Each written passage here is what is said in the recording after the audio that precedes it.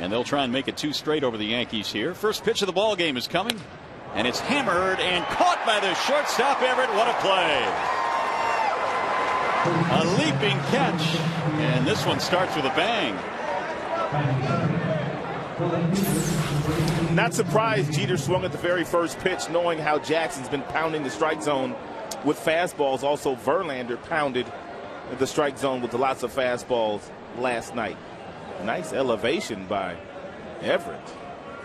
Very nice. So with 1 out, here is Johnny Damon. It is 50 degrees here at game time tonight. Quite a departure. About 22 degrees cooler here this evening than it was last night. Still good baseball weather, though. A little bit chilly, but no rain. I did not know, but I was reading the Free Press today, and Michael Rosenberg of the Free Press said that the first 7 hitters in the Yankees lineup last night all took the first pitch for a strike. I didn't realize that as the game was going on. There is a strike called, and it's 2-1 now. I knew Verlander was getting ahead of a lot of their hitters, but did not realize that many guys had taken a strike. Tipped into the glove at 94 from Jackson. 2 balls, 2 strikes on Johnny Damon. For the most part, Jackson's been power fastballs this year, anywhere from 94 to 97 with an unhittable slider. Very few changeups, but he'll need more changeups tonight. Jammed it that time, and it's fouled away. And the reason I say that is the Yankees will run quite a few left-handed hitters up there tonight against Jackson, and he'll need that changeup that fades away from some of them. There's Joe Girardi, the skipper of the Yankees. Mark Teixeira waiting on deck. The Yankees come in under 500 at 9-10. It's fouled away again. Yeah, Yankees right now scuffling offensively and pitching wise.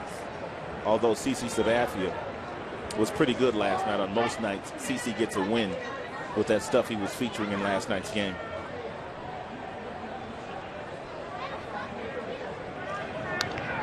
Well, Damon doing what just about every Yankees hitter loves to do, and that is just go deep into the arsenal of the opposing pitcher and foul off pitch after pitch. Well, their game plan coming in, it really doesn't matter who's on the mound.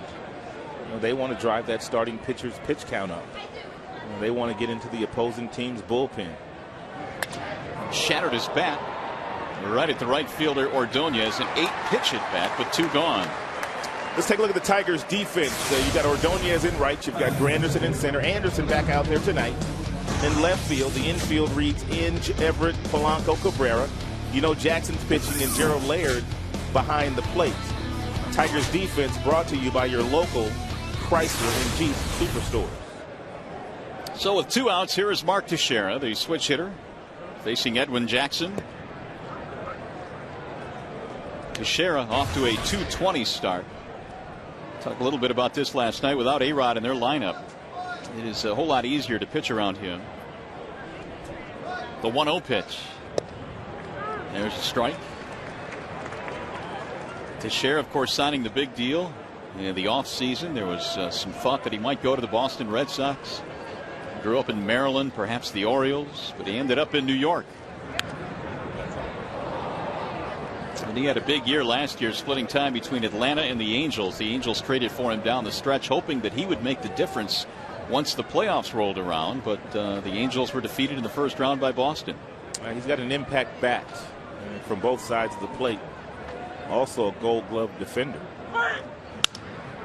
That's in the air the other way, straight at Josh Anderson, and a 1-2-3 inning for Edwin Jackson.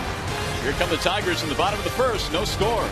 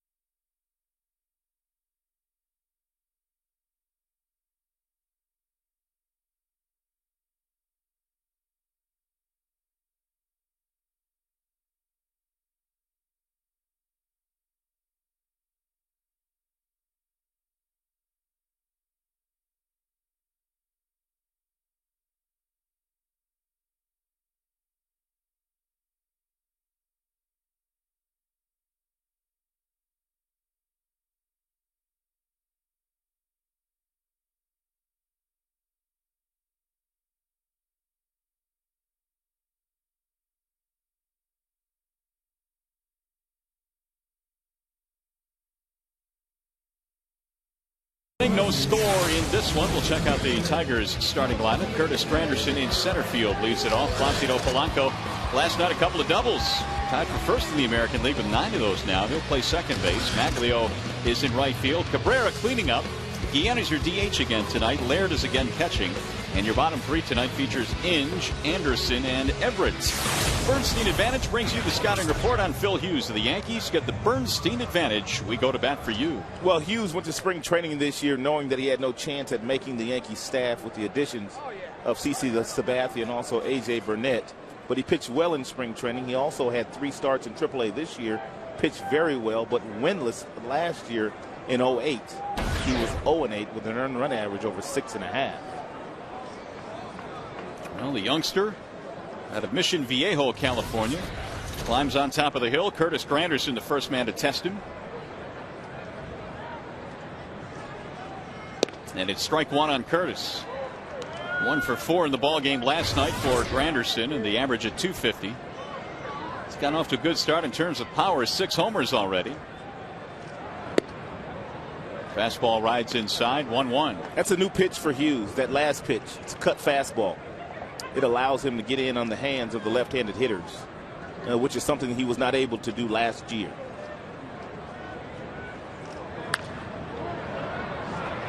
Starting to see more and more guys with those cut fastballs. If you don't throw 96, 97, you can't throw the ball by guys. Then you need to have a little bit of movement as the ball gets in the strike zone to jam some hitters. There's a guy at the back end of the Yankees bullpen that has used a cutter for the past decade or so with a lot of success, and it's probably going to land him in the Hall of Fame. You got that right. Mr. Rivera. Number 42. Here's the 2-2 pitch. The hook misses high and away, so he's thrown a couple of those, and neither one was close to the strike zone. He's got a good one. It's a knuckle curve that he throws. And I was watching some video of him on one of the Tigers television sets down in their clubhouse of his last start against them last year, and he threw a lot of curveballs. That's popped up, foul ground. There may be room. Pena just about got there, but he couldn't hang on to it.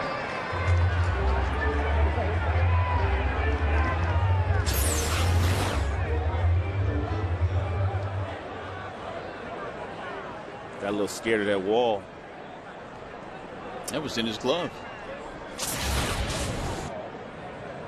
That's why when you can, and it's easier said than done, when you're trying to make a play like that, you get to the railing as fast as you possibly can, and then you try to make the adjustments by finding the baseball. Tipped into the glove. Strike 3. Hughes threw a heater down Main Street. 1 gone. Take a look at the Yankee defense. You've got Damon, Cabrera, switcher in the outfield. You've got the captain at shortstop, Derek Jeter. Tremendous player. Robinson Cano at second, also having an outstanding year. How about Jose Molina behind the plate for the 2nd consecutive day? And what they tell us is Jorge Posada is battling a little bit of a tight hamstring, something that happened to him a couple of days ago in Boston. There's a strike called on Polanco. Well, the catcher Molina gives them an outstanding defensive catcher, but Posada certainly the better offensive player. Molina is a tremendous game caller as well. All of the Molina brothers, as a matter of fact, are really good catchers. Tried to squeeze that one back into the strike zone. Not so. There is Posada getting the night off.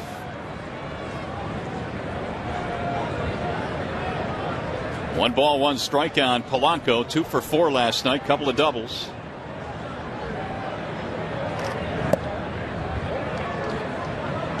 Placido now has hit safely in 15 of his last 18, and Jim Leland was talking about him before the game about how even on days where Placido might struggle at the plate, you feel good about his at-bats because he's always grinding out at-bats every single day, has his routine and stays with it. Here are a couple of those doubles that he hit in last night's game. One to left field, one to left center field. Also, the thing about Polanco is he brings his glove with him every single night as well, Mario. So if he's not hitting, he's playing that other side of the baseball, which is always a beautiful thing. Yeah, Leland said last night that double play they turned in the 9th inning, there are some second basemen that would not have turned that play last night. There's that hook, and this time he drops it in for strike 3. Locked up his bowels on that one. His what? Bowels. Oh, okay. Yeah. Just wanted to make sure. Knee buckler. Check it out. Knuckle curveball. You see the index finger on the baseball, and that's a beauty. So a couple of strikeouts. One on a fastball, the other on a breaking ball for Hughes.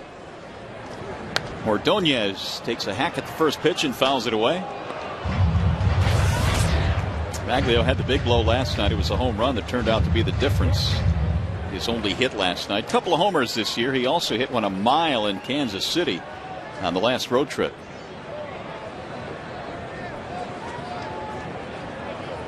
A little bit low and outside.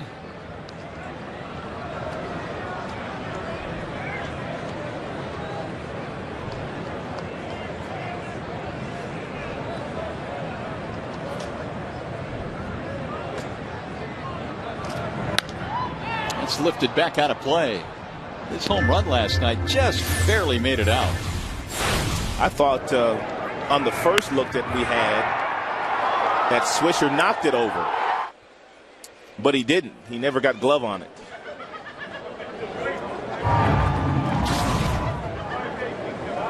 Off the top of the fence and over the fence. 2-2 on Maglio Ordonez. Tigers came in 3 over the 500 mark at 11-8. Here's the 2-2.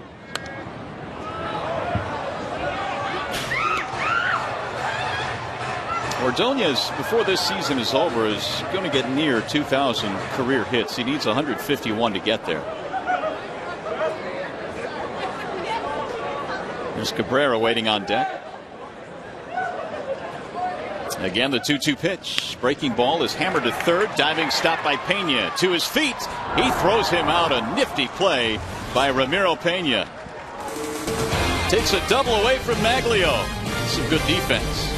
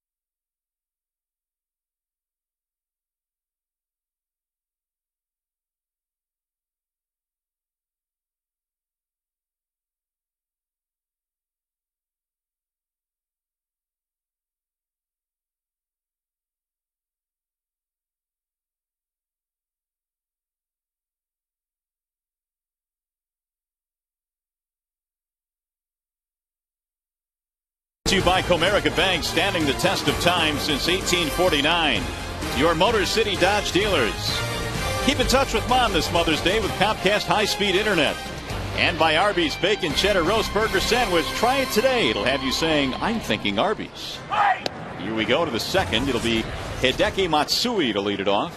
Mother's Day is coming up here real soon, isn't it? I think we're on the road. It's next week. It's next week? Yep. We're in Cleveland, I think. When are we in Cleveland? That's drilled in the air. Left field, but straight at Josh Anderson. One gone. I believe we're in Cleveland on the 8th, 9th, and 10th. Yeah, that's when it is. So order your flowers now. Get any gifts you want to buy because got to take care of Mom. Yep, sure do. Let's see, that is everything in the air so far off of Jackson here, all 4 outs. Here's Robinson Cano. Nobody's been able to slow this guy down. 2 more hits last night. He's got some kind of sweet swing. He reminds me a lot of Rod Carew. That's heavy praise. I know Rod Carew won a lot of batting titles, but this young man just kind of reminds me of Carew when standing in the batter's box and the sweet swing. And, you know, obviously Carew had several different stances. And as a matter of fact, Cano kind of changed his stance from last year to this year. Well, last year he was batting 151 in the month of April. Got off to a real bad start. As a matter of fact, he was in the doghouse. I guess 154 will get you in the doghouse. On most nights it will, yeah. That hurt too. Talking to Ramon Santiago about Cano yesterday, and Cano said he works out. Excuse me, Santiago said he works out with Cano in the offseason in the Dominican Republic, along with a lot of other Dominican players, and he said they all run on the beach. He said Big Papi's part of that group. Edison Volquez part of that group. He named off a lot of really good players. You know who else also does that in Puerto Rico? The Molina brothers. Run on the beach? Yep, they run on the beach to build the leg muscles and endurance. How about the speed? No, that is one thing that you will not find with the Molina brothers. Speed. No, that doesn't work. Yeah, it's typically like they are running in sand on the baseball field. They are some of the slowest brothers, but they're very talented. We all have our talents.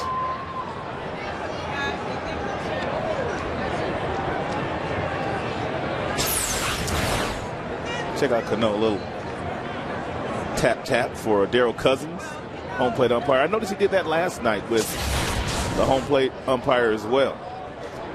Jim Joyce kind of tapped him on the knee and said, have a good game. And give me those close calls. That's popped up. There's another ball hit in the air. Shallow left field. Everett back. Anderson in. Everett's made the tougher play. 2 gone. And if Anderson could do it all over again, he probably would call off Everett on that play. Much easier play for the left fielder than the shortstop. Jackson usually gets lots of ground balls, but today, all of his outs made in the air. Yeah, all 5. Although the one that Jeter hit was a rocket line drive that Everett made a leaping play on. Here's Swisher.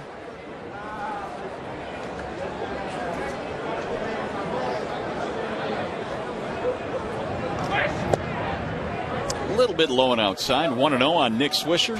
Jackson throws a nice, easy 95. It's effortless.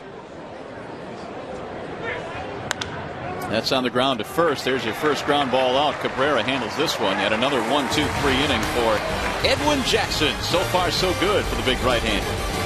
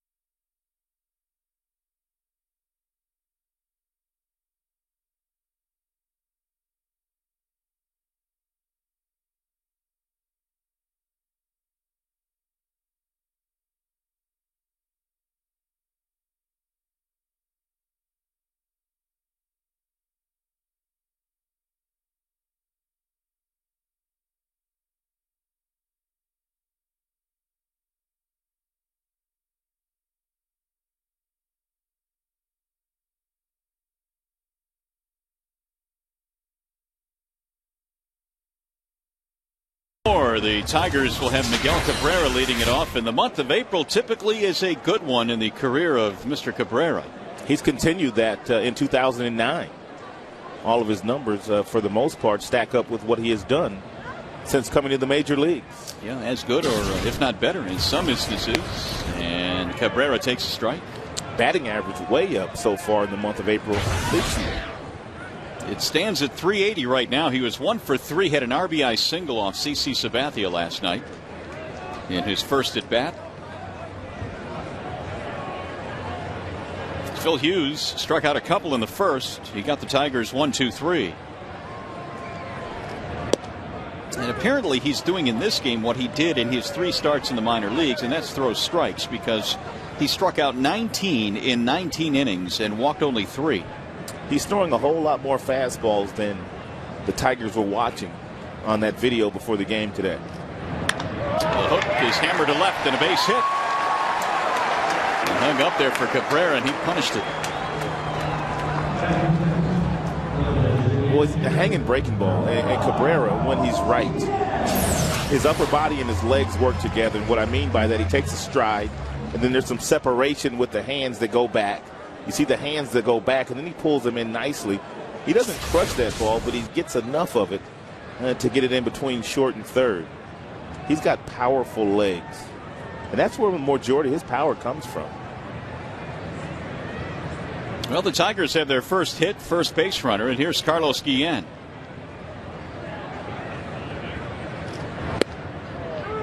We talked, Rod, about the fact that, that his Achilles is hurting him. How does that have an effect on you as a hitter? Well, it has an effect on everything you do. I mean, not just hit, but walk, and it's tough to play with that, because I don't know about Carlos, but I know I had a problem with my Achilles once, and I was afraid to do anything because I was afraid I was going to pop it.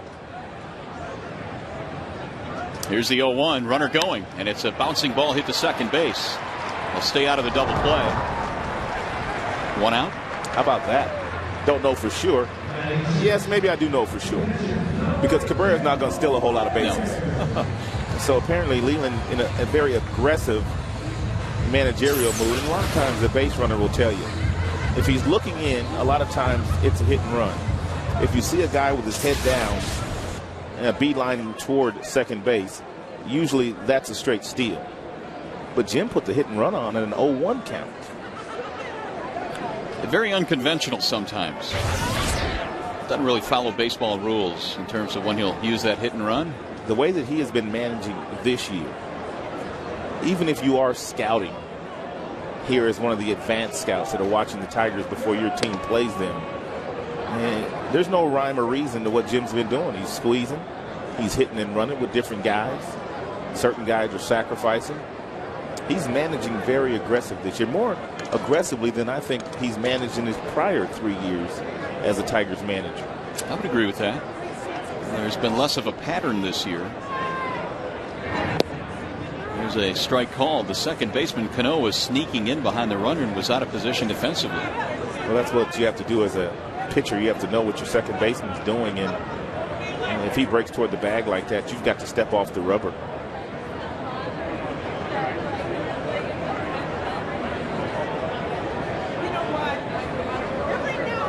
The 1-1 is in there for a strike.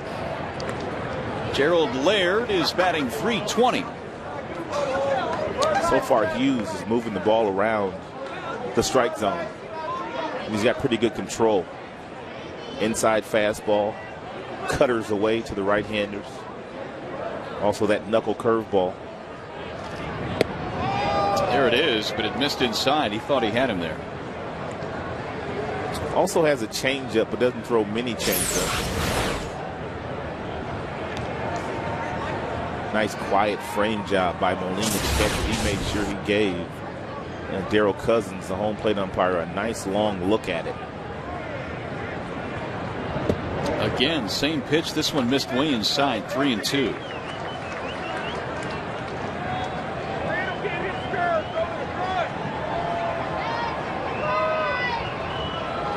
We did not have a walk in the ball game last night. Hughes is flirting with one here. 3-2 pitch. Oh, he chased one out of the strike zone. Third strikeout of the game now for Hughes.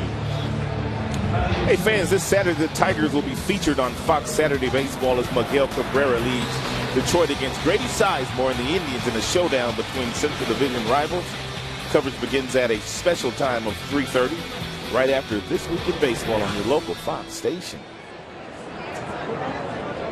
Tigers in Tribe for the first time this year. A couple of Central Division opponents. We'll have the first one for you on Friday here. Here's Brandon Inge. Inge has been on base in 19 straight to start the year and batting a solid .328. His power numbers have been outstanding. Last couple of years, the games between the Indians have been pretty intense. Nice little rivalry building amongst the two cities. It's good to finally see that again, for as close geographically as the two towns are. 2-0 on Brandon. Good hitter's count here with a man in scoring position.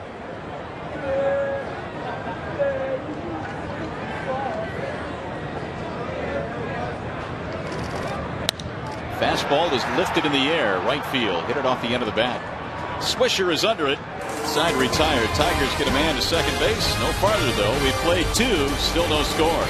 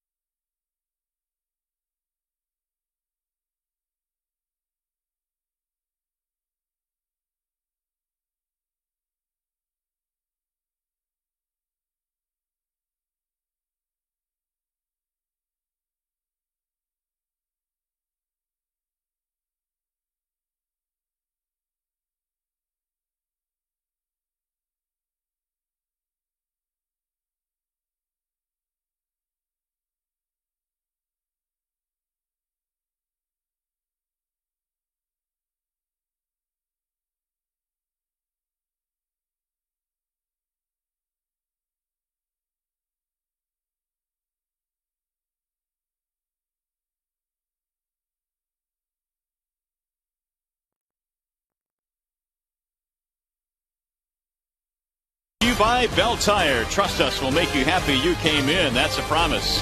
By Buick Pontiac GMC. See your Metro Detroit dealer today. And by Aflac.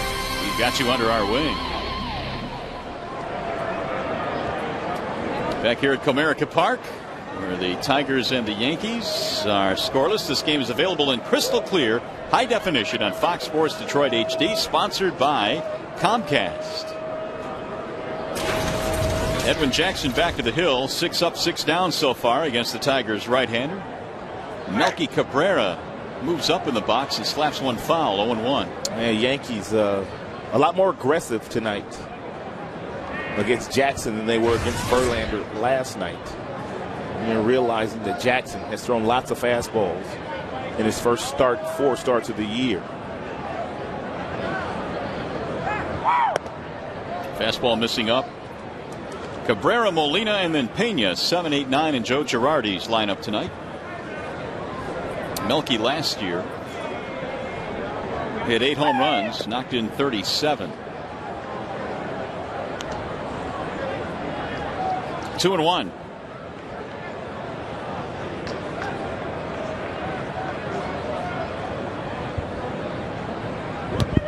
Good pitch right on the outer edge. Not a whole lot he was going to do with that with 94 on the gun. And the key to that is that Cabrera knew he was going to get a fastball, 2-1, but the location was so good he couldn't pull the trigger.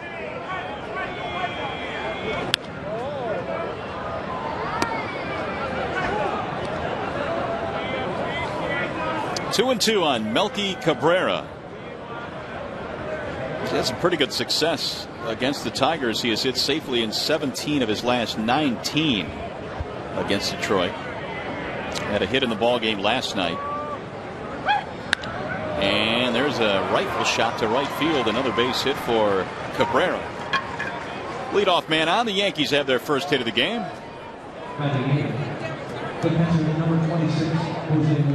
Now Jose Molina.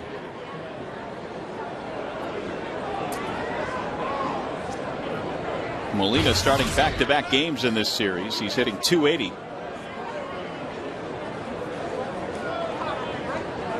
Spent a lot of years with the Angels, 7 seasons. In fact, got to play with his brother Benji with the Angels for a spell there in Anaheim. They won a world championship together, didn't they? They did indeed. That's a pretty nice catcher's tandem. Strike one. And his younger brother, I believe, Yadier is the youngest, isn't he? He is. Of the St. Louis Cardinals. He's a good player. He also was a world champion with the St. Louis Cardinals at the Tigers' expense back in 2006.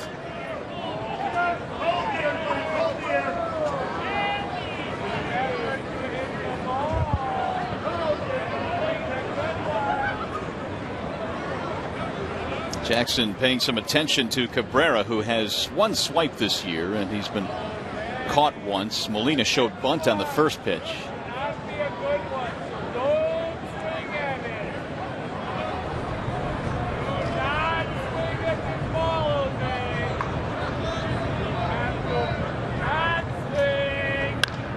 There's a high fly ball into shallow right field. Maglio coming toward the line.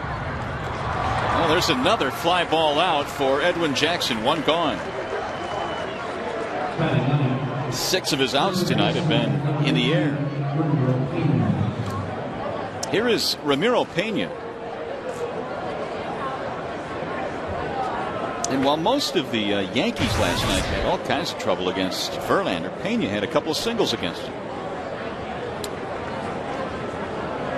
A lot of times when you don't know the scouting report on a guy, and obviously Pena is new. You talked about the fact that he played in Double-A last year. It takes a little time before you know the strengths and the weaknesses of the hitter that you may be going up against.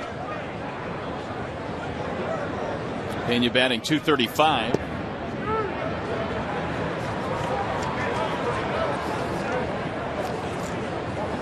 And while this Yankees lineup still has a lot of firepower and talent, the loss of Alex Rodriguez is certainly a big one. They're hoping to get him back by mid-May at the latest. Pena getting an opportunity to play. He's been at Double-A the last couple of years. The 0-1. It's foul down the first base line. That's a big chunk to take out of your lineup. Alex Rodriguez, a guy that hits 300 every year, 40 home runs, 100 runs, 100 RBIs. Not only does he do a lot of damage, but the players around him also get lots of really good pitches to hit. He's always on base. Well, he's simply the best player in baseball. Well, 11 straight seasons of over 100 RBIs for A-Rod. A lot of production.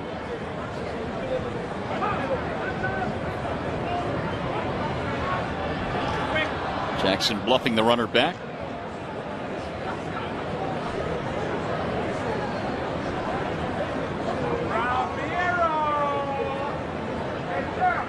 Edwin has a victory against Seattle and a loss against the Angels this year. His 2 decisions, but came in with a 2.77 ERA. 1 ball, 2 strikes. The Tampa Bay Rays, who Jackson pitched for last year, they played 6 series against the Yankees, 3 at home, 3 in New York. Guess how many of those series Jackson pitched in? All 6. Is that right? He had 6 starts against the Yankees last year. He was 1-3. David Dombrowski pulled off a trade that bolstered the pitching by sending Matt Joyce over. It's hit to center field where it's Death Valley out there. Anderson handles it. Another fly ball out. 2 gone. The Rays must have had a surplus of pitching depth, not only in the big leagues but in the minor leagues, to trade away a guy that won 14 games for you and led the staff in wins. Well, Price and Neiman come to mind, but to trade away a guy with 14 victories, I mean, especially at how valuable pitching is these days in the big leagues. With this kind of arm strength. And it's not as if Jackson is 29, 30 years old. 25, still very young by baseball standards. Derek Jeter lined one sharply to the shortstop to start the game. He's 0 for 1. Jeter last night passed Mickey Mantle, the all-time at-bat leader in the history of the Yankees. 8,103 at-bats with his first at-bat last night. That is a lot of at-bats in one uniform. Yes, it is. 8,000. And it probably will be the only uniform that he ever wears. I see him as one of those guys that will not play for another team. Yeah, that just wouldn't be right, I don't think. Wouldn't seem right. He's ahead 2-0. And now 3-0. I had the privilege of coaching Derek Jeter back in '94. I was the batting coach in the Arizona Fall League for the Chandler Diamondbacks, and Jeter was the shortstop on that team. He had tremendous work ethic then, and he still has tremendous work ethic 15 years in the show. Well, when you're a high round prospect, you know, obviously people predict a lot of great things for you. There's the stat to back up we were just talking about, passing Mickey Mantle. But at that time, did you think he could put together this type of career? I really didn't know, because at that time he was being compared to Alex Rodriguez, and I also had a chance to watch Alex Rodriguez play that summer when I was coaching in A-ball, and I thought by watching A-Rod play that summer that he was head and shoulders above Jeter talent-wise. Really? But Jeter had that other intangible, that winning attitude. That's to center field. It's going to drop a base hit. Motoring to third is Cabrera, and he is in there standing up. Not that A-Rod doesn't have that winning attitude as well, but you could just tell that something was special about Jeter. I couldn't beat him to the ballpark. He worked the count here. He got a count in his favor. 3-1, good concentration, and laces a solid single into center field. Cabrera ran right in the face of Granderson, but Granderson would not have had a play on Cabrera. But I had the privilege that year of watching both players. A-Rod ended up in the big leagues that year at age 19. Jeter the next year. And they've both been here since. That, by the way, was hit number 2,560 for Derek Jeter in his career. Johnny Damon now with a golden opportunity here with 2 outs. And Jackson misses, ball 1. That's a good pitch right there, because Jackson had gotten into a pattern of throwing lots of first pitch fastballs, which is a good pitch when you throw 95, 96. But now there's a runner in scoring position, and there's 2 outs. Why not try to get that cheap strike by throwing a breaking ball? Looked like he's throwing another one. He sure did. That's good game calling right there by Gerald Laird, because Jackson did not shake him off. Knapp's done a nice job, Mario, with his staff. He really has. I mean, we talked about in the pregame show how he has preached throwing strikes, staying away from walks, and for the most part, the numbers indicate they've done a pretty good job of that here in the month of April.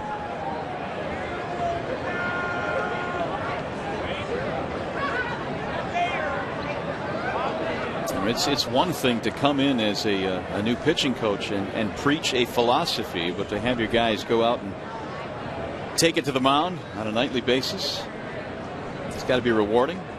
Still some work to be done, though, as Rick will tell you. There's a strike. There's some of the numbers we were talking about on the pregame. Yeah, I heard you talking about this piece. And big difference there in walks. A lot less this year. Strikeouts are way up. They're pitching to a lot more contact. That's why they've given up a few more home runs. That's just going to be a byproduct of hanging around the strike zone a little bit more. The 1-2 runner breaks from first, no throw, and it's now 2-2 on Damon, a stolen base for Derek Jeter. It's okay for Derek to do that with Damon at the dish. No disrespect to Johnny Damon, but had Teixeira, who's on deck, been standing in the batter's box, that would have made it really easy for Jim Leland with that base open and 2 outs to just put him on base. There's Teixeira lurking. Meanwhile, it's 2-2 on Damon, who flied to right field his first time up.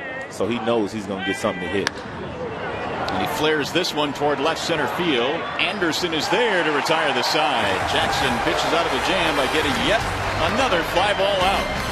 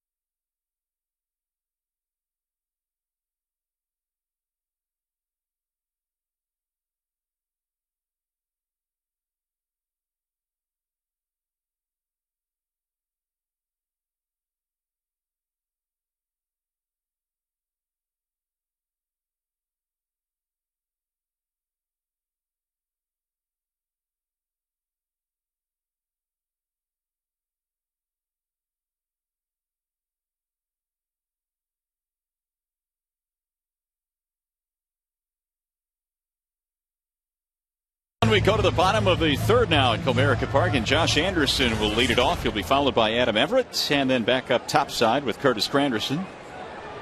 No runs, 2 hits for the visiting Yankees. No runs, 1 hit for the home team.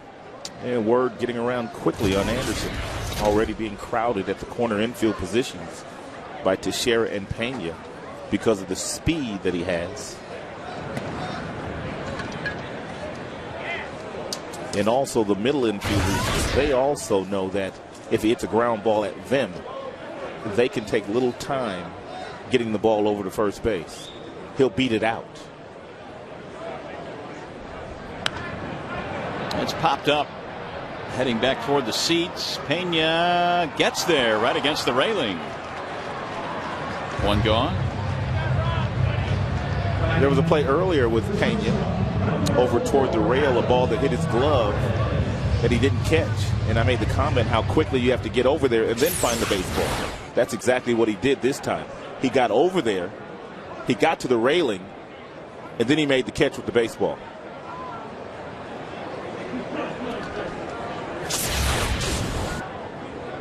One out for Adam Everett. I was talking to Adam during batting practice yesterday, and I said, "You like hitting behind Anderson, don't you? You get lots of fastballs." He says, "You know what? I never thought of that, but I have been getting a lot of fastballs to hit lately." That's because the guy on first base is a threat to steal. He also said that Anderson apologized to him for stealing a base in one of those situations in Kansas City for whatever reason. And Everett said, "You don't have to apologize to me. I'd rather hit with you on second base than you on first base." He said, "Who wouldn't?" It's interesting. That's the kind of kid that Anderson is, though. Yeah, he said, "I'll leave that hole for you next time," is what he told Adam Everett. Of course, when there's a runner on first, the first baseman's holding him on, and usually the second baseman shading up the middle in a double play situation, so there's a big hole on the right side of the infield, and Anderson was a little upset that he had taken that hole away from Everett.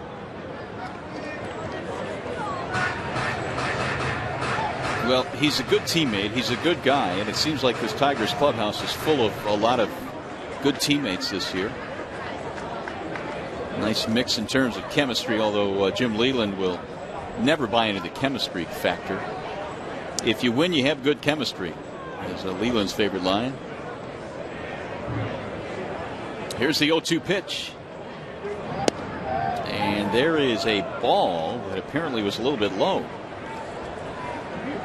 That looked like a pretty good pitch. 1-2 on Adam Everett. Granderson will follow. Everett was 0 for 3 in the ball game last night. The 1-2 pitch.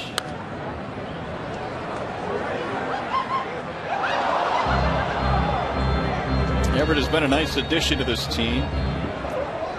He's had 10 hits in his last 10 games. I think he's given the Tigers a little bit more offensively than maybe they had thought he would, at least to this point.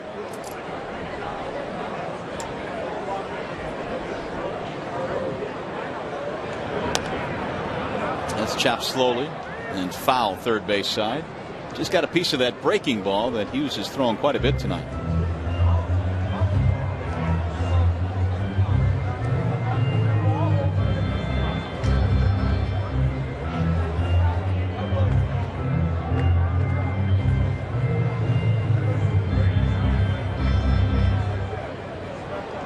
Everett had some nice years over in the National League with Houston. And right now he's forcing the 8th pitch in this at bat, and a swing and a miss on the slow breaking ball. That is the 4th strikeout now for Hughes. Well, with Granderson coming up, Curtis says with Anderson in left field, it makes it a little bit easier for the Tigers center field. I can cheat a little bit to the other side wherever he's at, and I know that he could pick me up a little bit on that gap side. So if I know he's in there, excuse me, and Maglio happens to be in left or in right, I'm sorry, then I shade a little bit to his side, and I'm comfortable that he can go ahead and pick me up on the other side. Of course, Granderson is talking about the speed that Anderson brings to the dance in the outfield. Josh covers a lot of ground on that left side, which certainly helps out the center fielder. Granderson bunted for a base hit last night, and it was a big bunt against CC Sabathia, and he squared the bunt on that first pitch. Well, I asked him again last night after the game. I saw him in the tunnel heading out to the parking lot. I said, well, what's the deal now? You get to bunt a little bit more? And he said, you know, I'd really like to, but it just in the back of his mind, if he doesn't get a bunt down or makes an out, he's always upset with himself, thinking, well, I probably should have swung the bat, because obviously he's so successful at doing that. But the one he had last night was nicely done. It's a good idea. CC doesn't fall off violently toward the third base side, but he does fall off in that direction. And it was a great effort by Sabathia to shuffle that ball to Teixeira. They almost got the out. But that turned out to be a big play, because after that, and then Polanco comes with a huge base hit, and then Maglio homered in that same inning.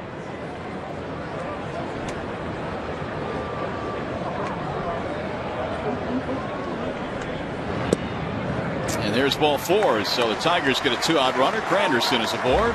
So Granderson was headed to the parking lot the same time you were last night? Yeah. Did he shower? His car was more expensive than mine, though.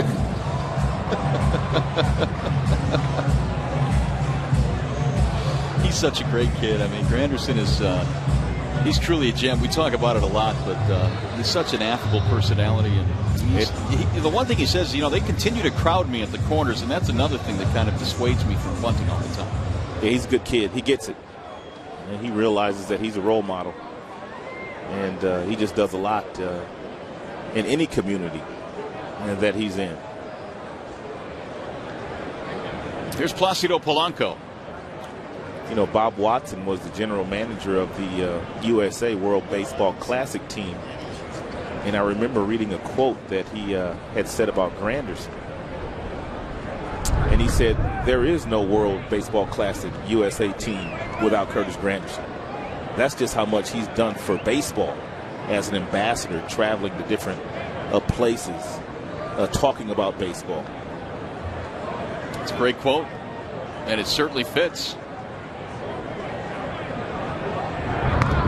Granderson drawing a couple of heavy looks here from Hughes. We told you last night that Molina throws out at a really good percentage. Last year at 43%. Which means Curtis is going to have to get a great jump if he's going to steal a base. with Molina back there.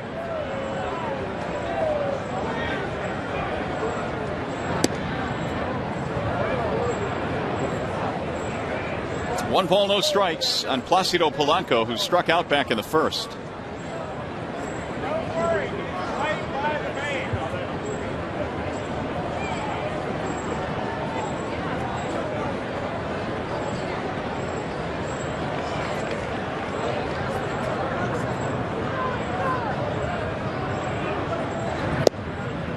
Thought about it.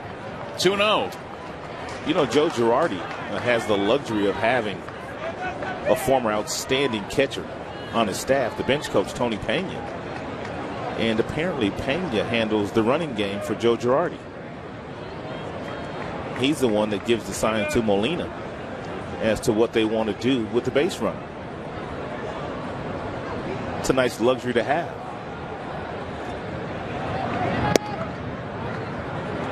Which allows Girardi to concentrate on other things. Two former big league catchers.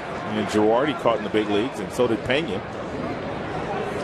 There's lots of catchers in the major leagues as managers these days. Of course, Leland caught in the minor leagues.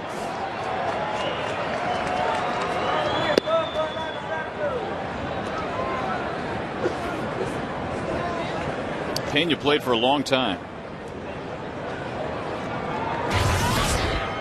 If there was a count to run on, and this may be the count, and a 2 going, you know, if it's a strike, Polanco's going to at least foul it off. And of course, if Hughes throws a ball, it's ball 4, so you don't have to get a great jump. Runner goes, and it's drilled in the air, high toward left field. Damon is going to have room to the warning track. Sign retired. Tigers get a 2-out walk, strand 1, and we go to the 4th.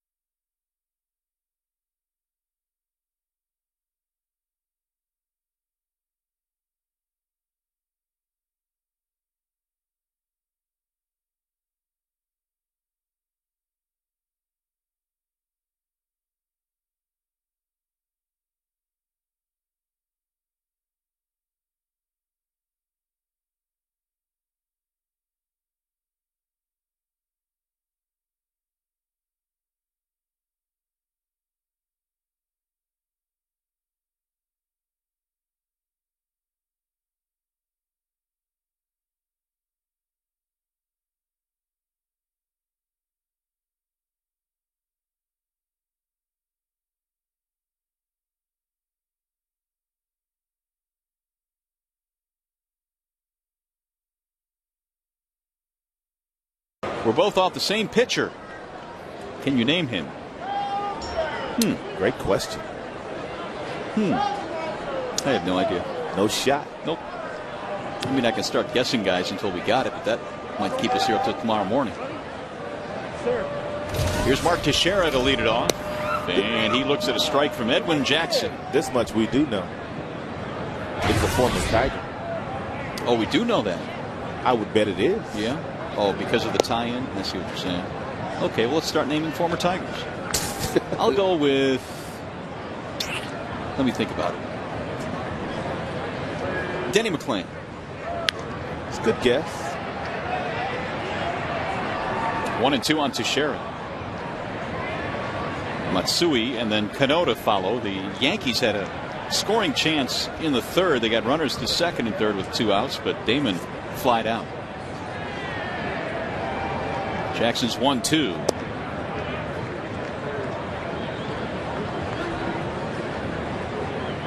Yeah, they knew that Teixeira was a slow starter when they signed him, because he has been that since coming to the major leagues. But they also felt with Alex Rodriguez in their everyday lineup, then that would take some pressure off Teixeira, which would allow him to get off to a better start. But it really hasn't been that way. This much we do know: he will hit.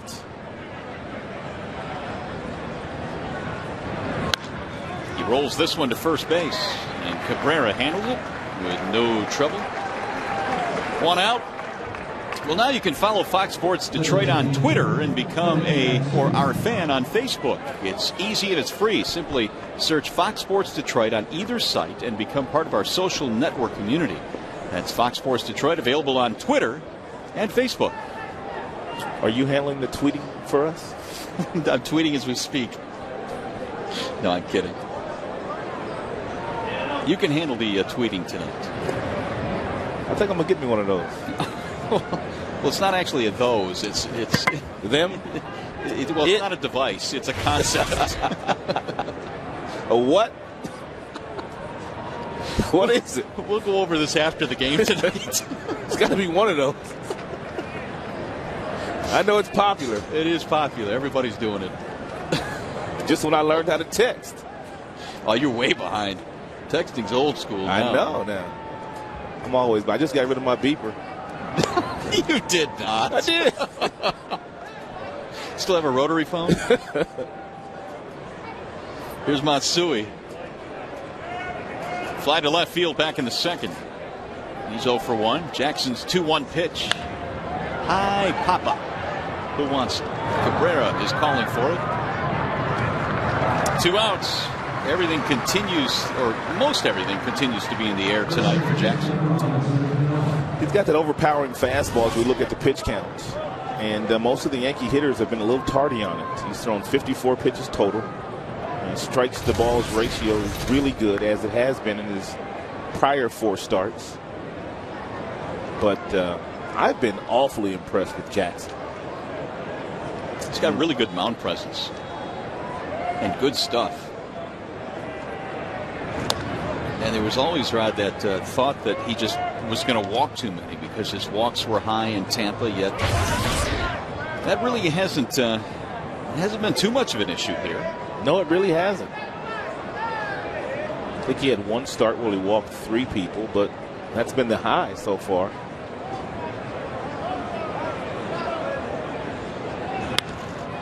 Whistled foul down the left field line, 0-2. Got a good athletic body on him. And really, for the most part, has only thrown 2 pitches this year, the fastball and the slider. Very few changeups. Working both sides of the plate at the knees. Been awfully good.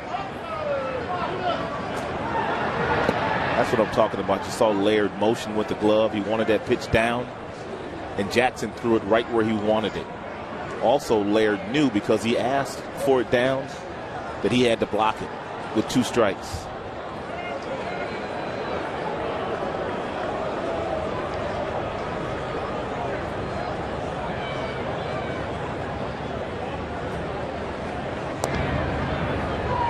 Not going to stay fair. Nope, it's going to go foul. 1-2 on Cano. 14-game hit streak right now for Robinson Cano. 9 multiple hit games already this year. Don't know exactly what they'll do to him here with 2 strikes, but they really got him set up for a good firm fastball around the letters after a couple of breaking balls at the bottom of the strike zone. It's not a bad idea to change his eye level. And even if he doesn't swing at it, you can come back with the breaking ball after this pitch. They're going fastball too. Get it up a little bit. He did. That's how good he is, Cano, right now. Most guys swing right through that.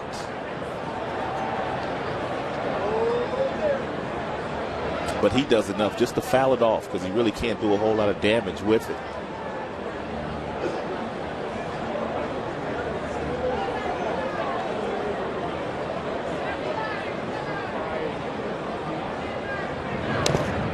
We just got a piece of that one to stay alive.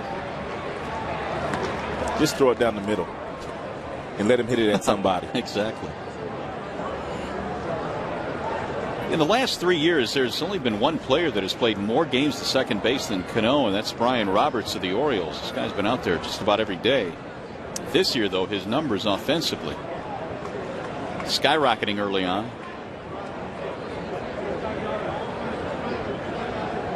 The 1-2 pitch. Fouled away another one at 97 up there. And Edwin can't put him away.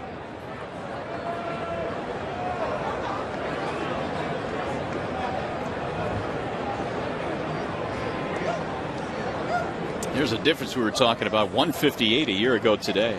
380. What's up with his helmet? Looks like somebody threw it through a wood chipper. 2 balls, 2 strikes. It's all beat up. It is. It's only April.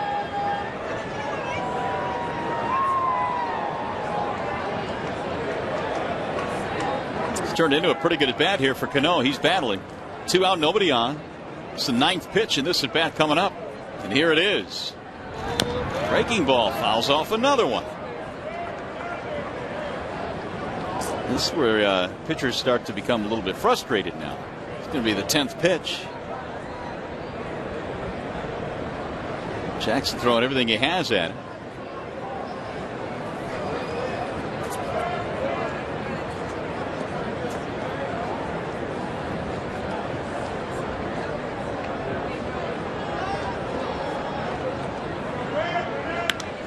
And another foul back out of play.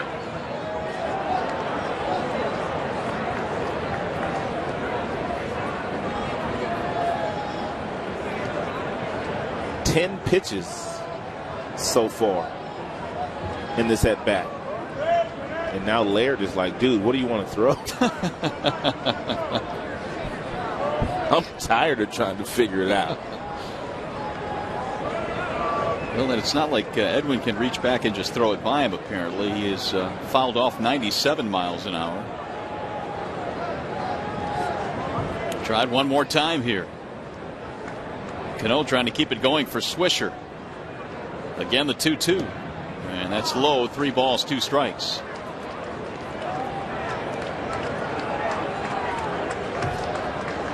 There's Swisher waiting on deck.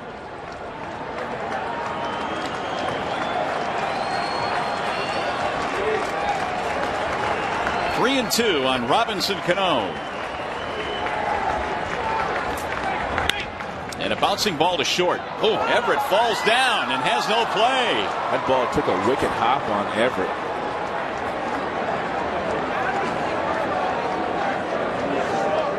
As soon as he was approaching this ground ball, it just took a wicked hop to his left. He was able to glove it, but he wasn't able to get up and make a play. Stumbled after he gloved it. Take a look at this thing. Right about there. Wicked hop. Couldn't gather himself. So after all of that, Cano gets a bad hop single. 15-game hitting streak now for Cano. 2 out base runner. That'll bring up Swisher. And it prolongs the inning now for Jackson. 3rd hit of the game for the Yankees. The Tigers at this point have only 1.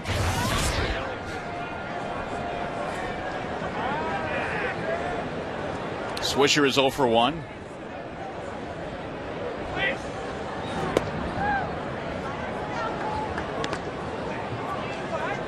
The Yankees can really drive that pitch count up, can't they?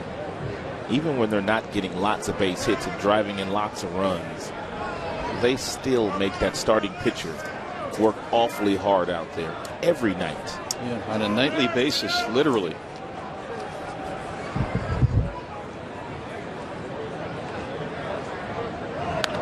That is pulled foul. 1 ball and 1 strike on Swisher. And for Jackson now, it started out as a routine inning, but 25 pitches.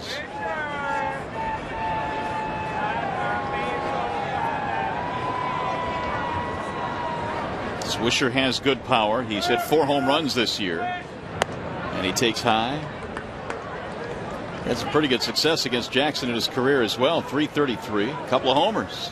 That's probably why Jackson started him off with back-to-back breaking balls before elevating that fastball, and he'll probably come back with a breaking ball to get him out.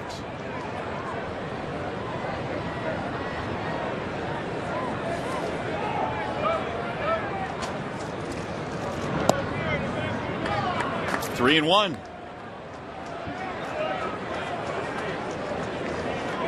It's funny how a routine inning against these guys can turn into a nearly 30 pitch inning. Melky Cabrera waiting on deck.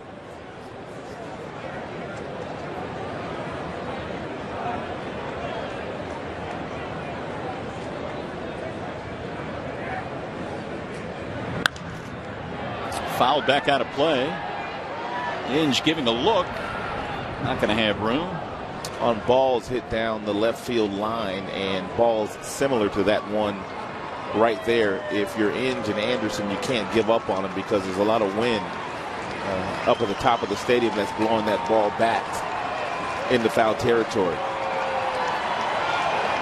See those flags blowing toward right field. And wind does not affect pause at all, though.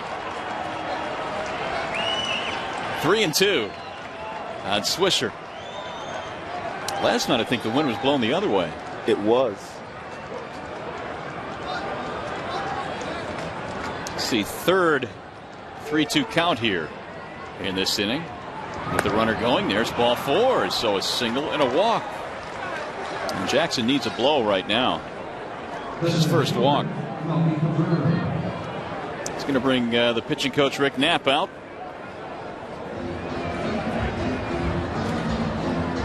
Hey fans, there's nothing better than Tigers baseball and hot dogs for select games in May.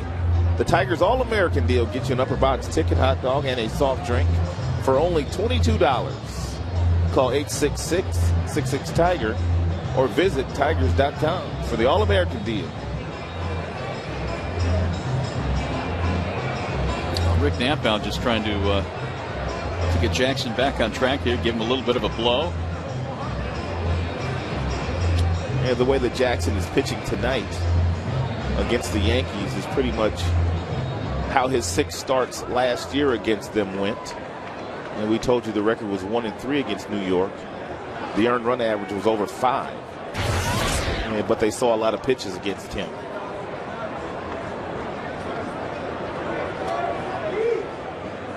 So here is Melky Cabrera, who's singled back in the third. Again, another scoring opportunity with 2 outs for the Yankees. And strike one is in there to Cabrera.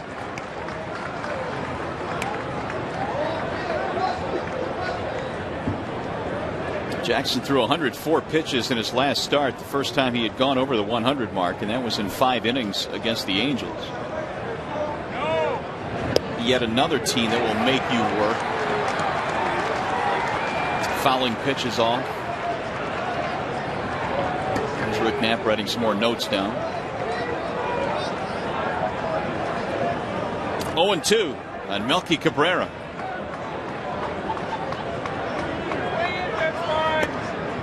Wouldn't chase the fastball up. 1-2.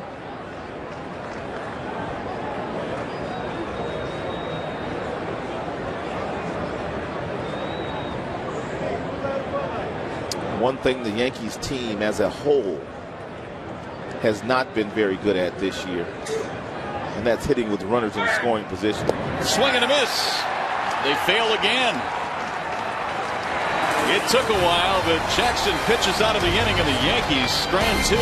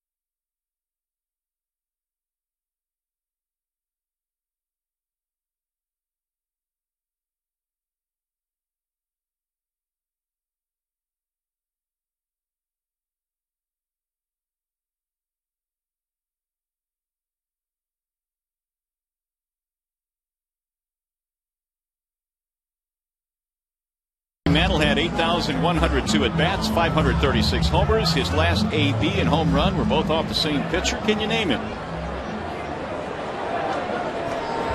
And the answer is Jim Lonborg. And 68. No chance. Nope, zero. Your theory about it being a Tiger, that didn't happen. We were concentrating on Tigers. Yeah. Well,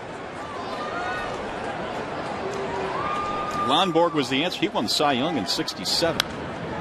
It's popped up off the bat of Maglio Ordonez. Foul ground to Shera. Drifting. One out. Hughes done a pretty good job tonight of keeping Tigers hitters off balance here. Throwing a lot more fastballs, I think, than they anticipated. And last time they saw him, which was last year, Hughes was in love with that knuckle curveball, and it's a good pitch for him. But it's a lot better pitch for him if he's locating his fastball the way he has tonight. And also that cut fastball he's now using has also been an effective pitch for him. Here's Cabrera. That's that cutter.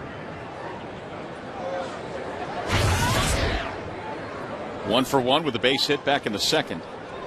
Only Tigers hit tonight belongs to Cabrera.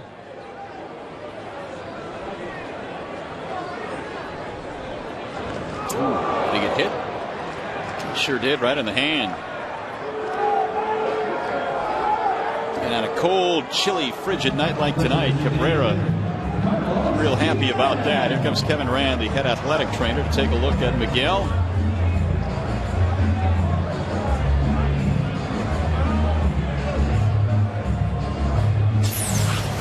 Let's see where it got him.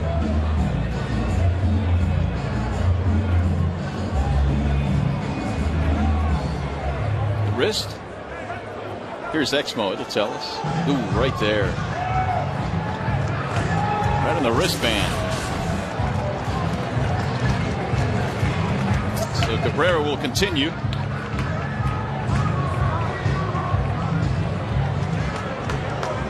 Tigers have another base runner.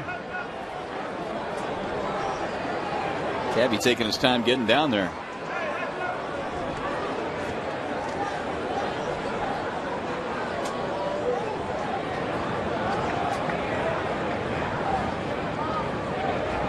Guillen is 0 for 1 with a ground ball.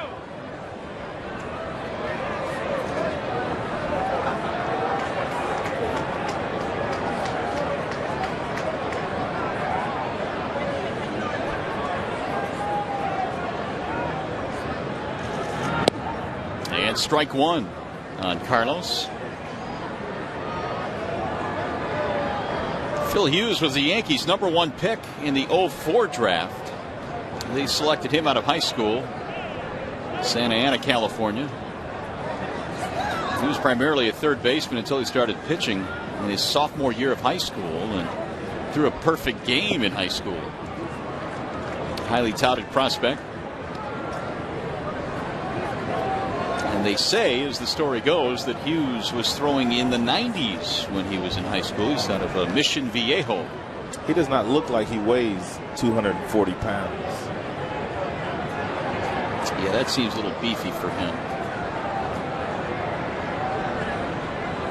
The 1-1.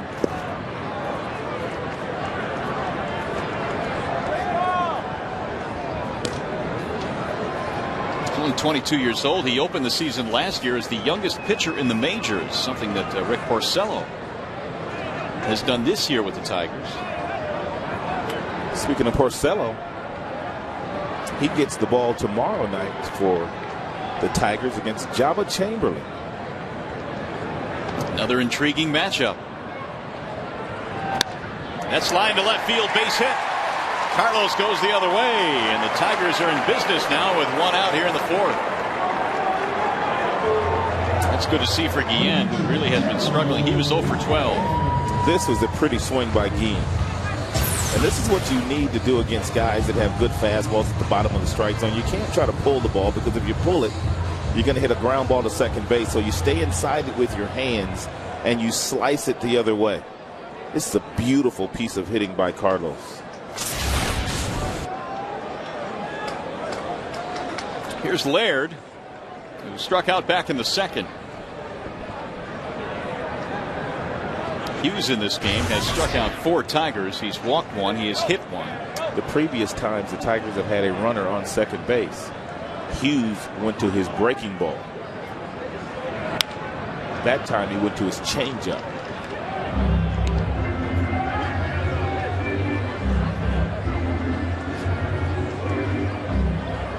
Gerald has 5 RBIs this year, hitless so far in this series. Only the second Tigers hit in this game, the single here by Guillen.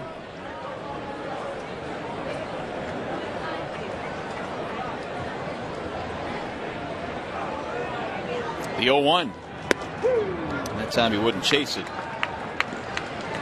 It's the same pitch that he struck Laird out with back in the second, something out of the strike zone.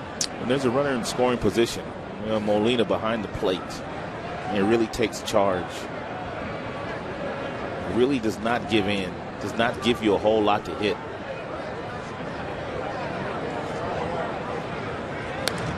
Fouled away. He didn't like that last pitch, and he's going to go out and talk to Hughes about it. They got away with 1. That's what good catchers will do. Obviously, he called for the pitch that Hughes threw, but he did not like the location. Let's look and see where the location was. Right down the middle. He did not like it. Laird had a good pitch to hit there. He jumped up and sprinted out to the mound. Well, maybe not quite sprint, but he went out there. That might have been a sprint for. What does he have on his fingers? I mean, is it? It's not fingernail polish. It's. I don't think I've seen whatever he is. It chalk? Well, no idea what it is, but it's something that helps the pitcher see. Little Tapper back to the mound. He'll fire to second one. Here comes the relay. Safe. Laird beat out the return throw. He's aboard in the fielder's choice. 2 gone. I was kind of surprised Hughes went to second base on that. But apparently they understand that Guillen's not running all that well.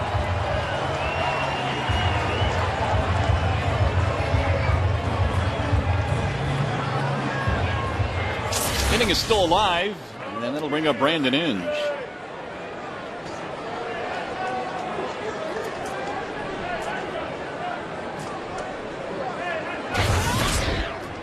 Inge 0 for 1 with a fly ball.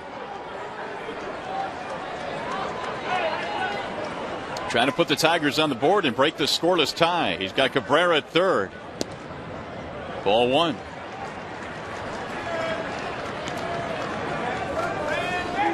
A lot of Inge's success this year at the plate can be traced back to the work he has done with Lloyd McClendon, but Brandon has also said that he's kind of had a makeover mentally in the mental part of the game as well that has really served him well.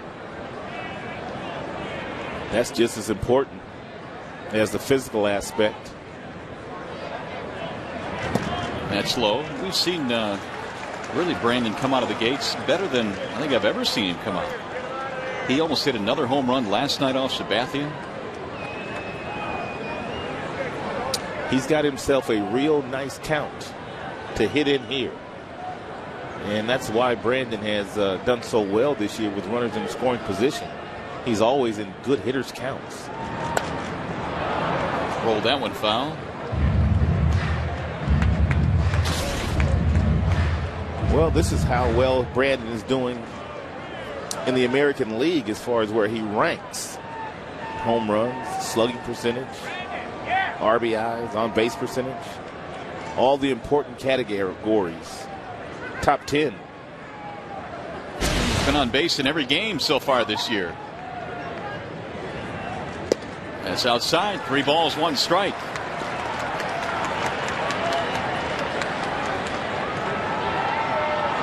So now Hughes, with Anderson waiting on deck, has fallen behind Inge.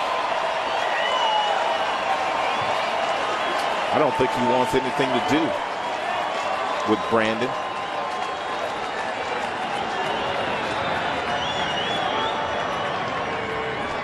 And he lost him.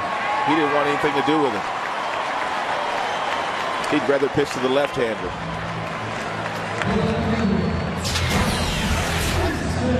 Well, another reminder that April in the D continues tomorrow. The Tigers and Yankees square off, final game of the series. Coverage begins at 6:30 with Tigers Live, followed by the game at 7. Tigers baseball presented by Bell Tire tomorrow night on Fox Sports Detroit and at high definition on Fox Sports Detroit HD. And there is your pitching matchup, Porcello and Jabba Chamberlain. Jabba's walked quite a few people, 10 to be exact.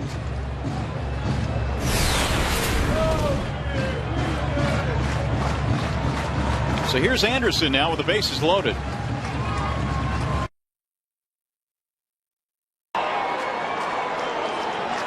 Four for 6 loaded. Tigers this year is a team with the bases loaded have been tremendous. Best in baseball.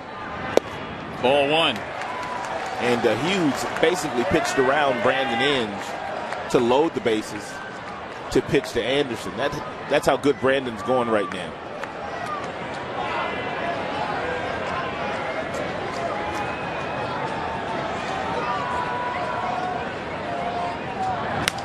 There's a ground ball hit slowly towards second. This will get him out of the jam. Cano throws him out, and both sides have had scoring opportunities tonight.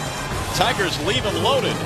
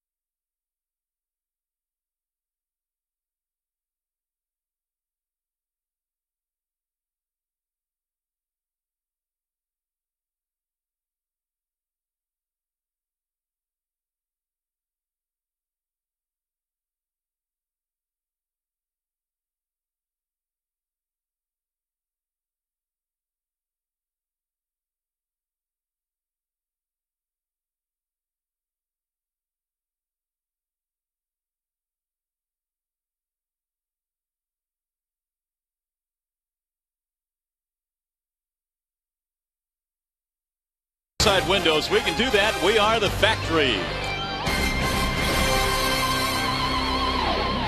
Back here at Comerica Park, Mario and Pemba, Rod Allen and Rod. So far, these two guys, Jackson and Hughes, have been somewhat methodical in this game, but they both have not given up any runs, kind of like last night. Some pretty good pitching again here tonight. Well, both teams have been able to bend the starting pitchers out there, but they have not been able to break them. Jackson's already thrown 76 pitches in this game. He needs an easy pitch inning. Needs to get back in the dugout to allow his offense to somehow figure out what Hughes is doing. Tigers left him loaded in that 4th inning. So we travel to the 5th, and Jackson back to work. Jose Molina, Ramiro Pena, and then Derek Jeter. It was a long 4th inning for Jackson after retiring the first 2. They really made him work. And he's quickly ahead of Molina. .269 average this year. Hasn't homered. He's knocked in only 1. And Jackson's 0-2. And Jackson's one of those guys that can give you 115, 120 pitches if Jim and Knapp wanted to stretch him that far. As we told you earlier, he's not a maximum effort guy. A real easy 95 miles an hour with his fastball. Got in on the hands of Molina that time, and he fouled it away.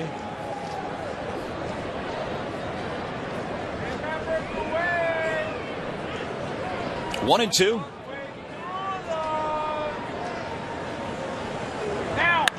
On the ground to the second baseman, routine for Polanco. 1 up, 1 away here in the 5th. Jackson's been dealing, but he has not gotten a whole lot of strikeouts in this game, but he's done enough to keep the ball off of the barrel of the bat. Everything right in on the hands of a lot of these hitters in the ball game today. And a lot of them are left-handed, which gives you an idea of the explosiveness of the fastball. And then once you speed the bats up of the Yankees, then you slow them back down with breaking balls, and you get guys fooled and out in front swinging at some breaking balls. Here's Ramiro Pena. He fly to center back in the third. Breaking ball is in, strike one. He's done a lot of that today. First pitch breaking ball for strike. You notice how many changes he's thrown in this game? Not many. Well, he's thrown a few changeups, but I think he's used his breaking ball a little bit more effectively than his changeup. Now it's 0-2. That's the one thing that Rick Knapp said that Jackson's going to have to start to do. He's going to have to start to utilize that changeup a little bit more, especially when you go up against left-handed lineups like the Yankees are running out there today against him. Swing and a miss. Laird will complete the strikeout. Nasty. Just nasty. Even nastier on Exmo.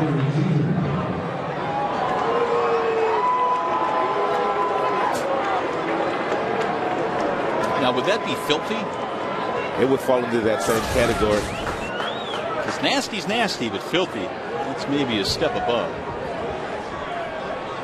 2 outs. Here's Jeter. Derek 1 for 2, had a single and a steal back in the third.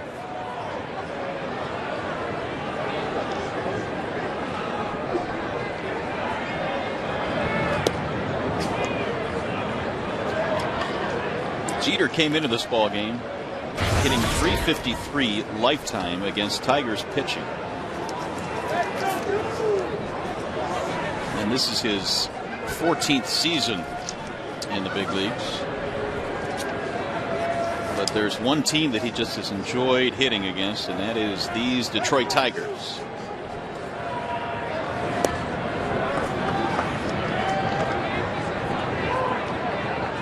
And that average is the highest among all active players. So this guy has been nemesis #1 against Detroit over the years. Yeah, Tigers fans boo him when he comes to Comerica Park. But I think it's a respectful boo. I think so. 3-0.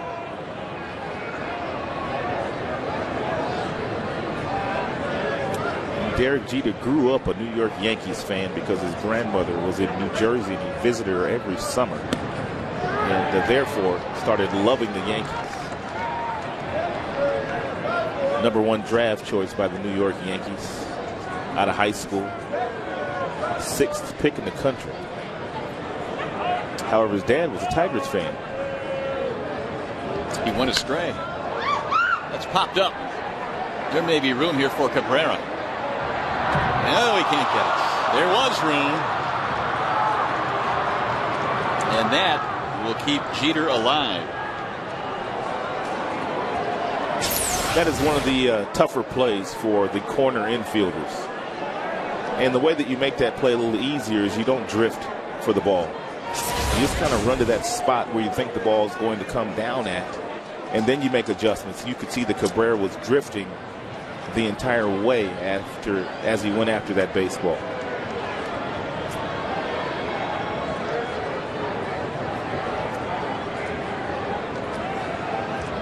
Three-two pitch. Got him. He went fishing. Jackson, another strikeout, his third of the game. 1, 2, 3, they go. You're watching Tigers baseball on Fox Sports Detroit.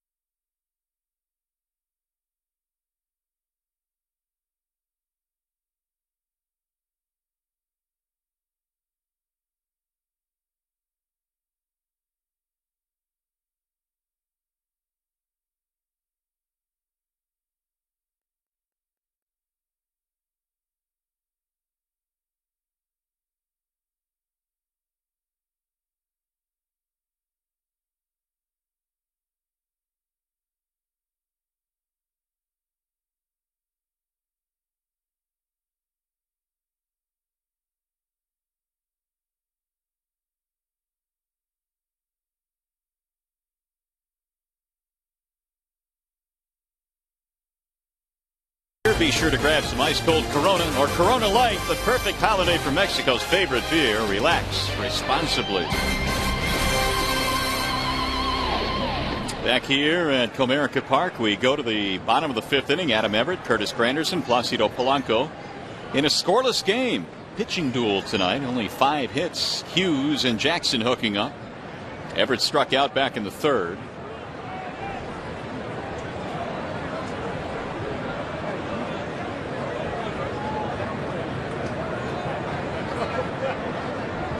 Phil Hughes had a jam going in the fourth, but pitched out of it. Tigers loaded the bases against him with 2 outs, but he got Anderson to ground out. Hughes is finally pitching like the prospect they thought that he would be. He has pitched a really good game against a good offense. An offense that loves to hit here at Comerica Park. The 0-2. Good pitch. Breaking ball. And he strikes him out for the second time. That's 5 strikeouts for Phil Hughes, who's looked really good tonight. It's that knuckle curve. You can see the index finger inside the glove on the baseball, and it's a dandy.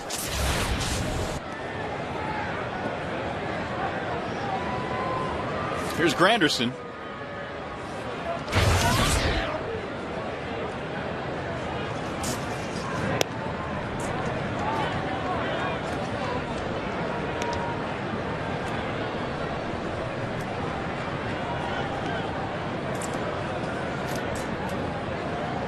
Curtis has a strikeout and a walk in this game. 2-0 the count.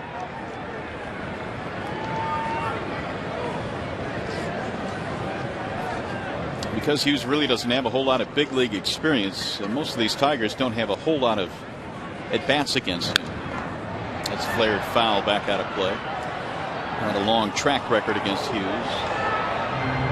Granderson, though, coming in was 3 for 4 against him with a couple of home runs.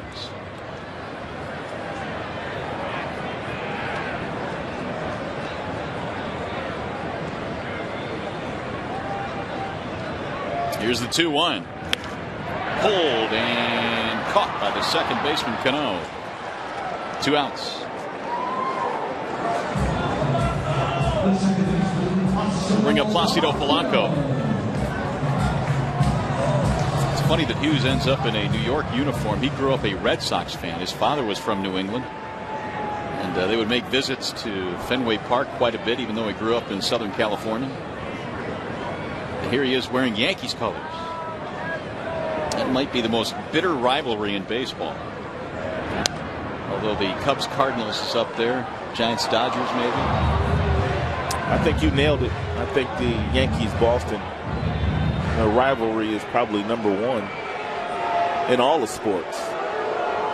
Yeah, I'd go with that. The 0-1 pitch. Ooh, it's a strike called, and he had Polanco dancing out of the way. Polanco thought that ball was going to hit him. The second wicked curveball that he's thrown to Polanco. I'm telling you, though, what gets that call to strike is the quiet glove by Molina behind the plate. On the ground to third. Pena across the diamond. And a 1-2-3 inning for Phil Hughes. 5 in the books as we travel to the 6th. Still looking for our first run.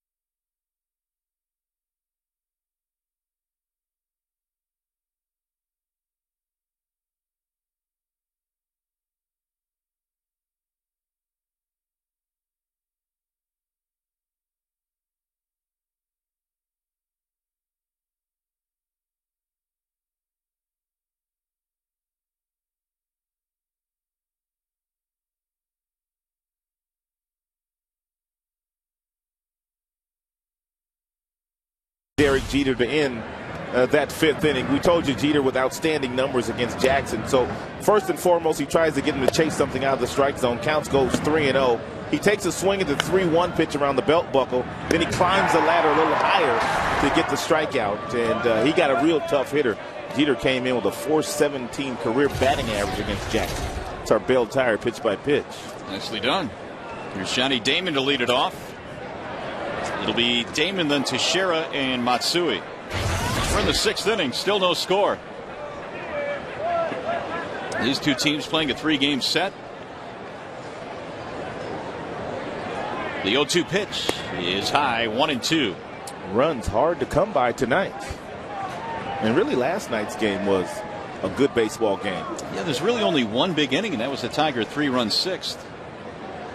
You know, Yankees scored a couple of runs late off Fernando Rodney, but could do nothing against Verlander and Bobby C. CeCe had his A game going last night too. But against the Tigers, his last 5 starts, the Tigers have not taken it easy on the big fella. Rolled slowly toward first. Cabrera gets Damon, one gone. By the way, in the parking lot last night, again, the garage, CeCe was walking through.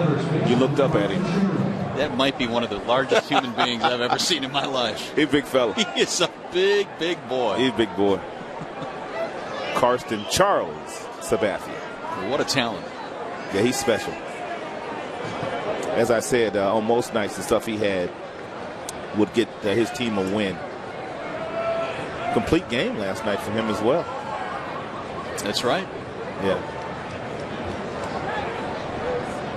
Here's Mark Teixeira. Teixeira is 0 for 2. The Yankees, by the way, have scored in just 1 of the 14 innings so far in the series. That's how good Tigers pitching has been. They only got to Rodney in the 9th last night. That was it. Foul back out of play.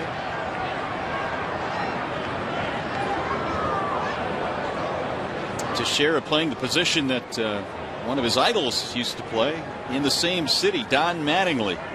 First base for the Yankees. Donnie Baseball? Donnie Baseball. Even though Teixeira grew up in the Baltimore area in Maryland, he for some reason was just a Mattingly fanatic, and he would go to Orioles games at Camden Yards wearing a Mattingly jersey. And got some sideways looks from the Orioles fans. Here's the 1-2. A little bit outside.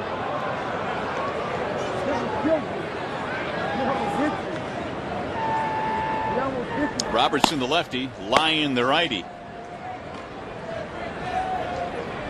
Tigers got some reinforcement for that bullpen, by the way, today. They made a move before the game. The 2-2. 3 balls and 2 strikes. Looks like Clay Rapata has joined the team. And with a slew of lefties that are coming up facing the Tigers, Jeff Larish was sent down for the time being. I don't know how long that's going to be, but they've added another lefty to take a little bit of the stress off of Bobby C down there, who's been used quite a bit. Not only does it take a little stress off of Bobby C. It's popped up. Polanco back to the grass. But also the Tigers have the Cleveland Indians coming up, and they've got Grady Salzmar, they've got Hafner, they've got Chu, who also hits from the left side, and also he can turn Victor Martinez around to the right side where he's not as good as he is hitting left-handed. Then you've got the Minnesota Twins after that, and that's Morneau and Kubel, and Mauer might be back. So I think the move was made also for that fact too.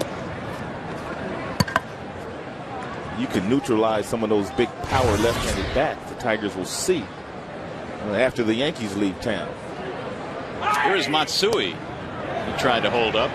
He did not. Jim Joyce says strike.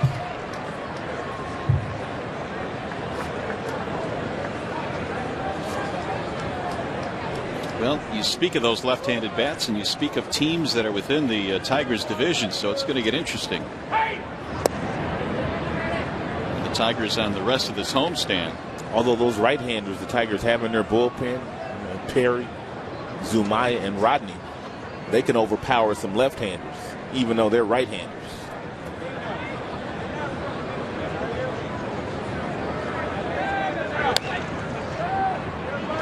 Two and two.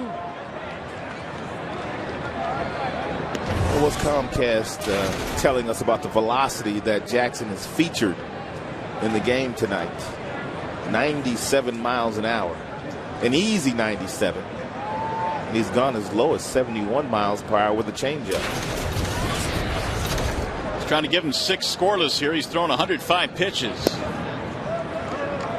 3 and 2.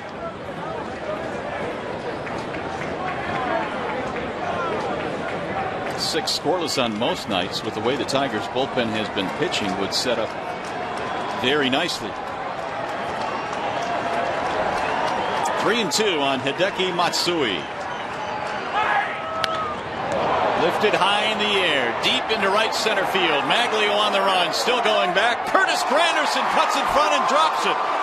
He got his glove on the ball. Matsui will head to third, and he is in there standing up. I'm just glad there wasn't a collision out there. Look at Curtis cover some ground. He came out of nowhere and cut right in front of Maglio. The two are talking about it now. That's a tough play right there, because really the crowd is yelling, so neither player can really call it. Neither player knows that they're going to get there. Therefore, they can't call each other out by waving the hand up there. And I'm just glad they didn't run into each other. It looked like Maglio was starting to call the ball very, very late, and Curtis could not. Fortunately, that ball was hit to the deepest part of the park out there in right center. Now they're going to talk about it. That's one of the things that you will see if you go to a big league ballpark and the crowd is rather loud. You'll see when the ball goes up in between left center field or right center field, you'll see the outfielders motion with their hand. It's easier to motion with your hand, telling the other outfielder that you're going to catch it, versus trying to verbally call it, because they can't hear you because it's so loud in the stadium. Well, they've ruled it a triple, and so now Jackson will have to get another hitter. It's Robinson Cano. Might as well walk him. I know Jim went out there to talk about it a little bit to see exactly how they wanted to go after Cano, and with the base open and 2 outs, but it appears they're going to pitch to him, but I'd be shocked if they really give him anything to hit. Ball 1. As hot as he is.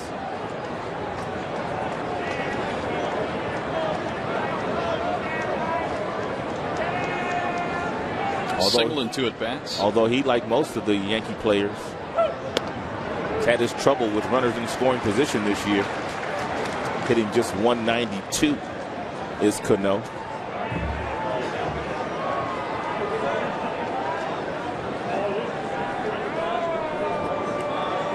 He had that wicked hop ground ball that he hit to the shortstop Everett in his last at bat. Yeah, that was an 11 pitch at bat. Well, now it's 1 and 2. Let's see if Jackson just go ahead and finish him off. Well, he's pitching to him, that's for sure. See the tight spin on that slider?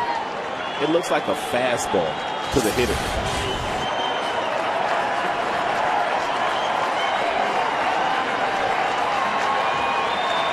Crowd trying to give Jackson some help, and it's looped foul.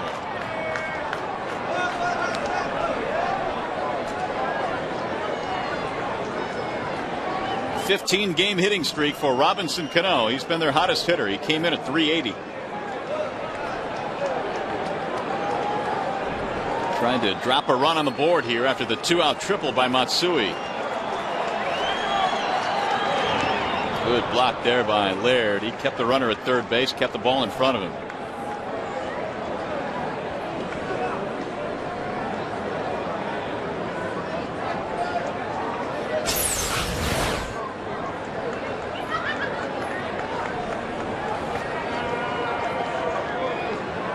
Real good defender.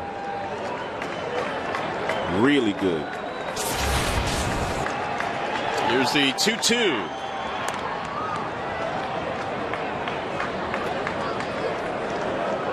Edwin now has thrown a season high in total pitches. More than likely his last hitter, one way or another.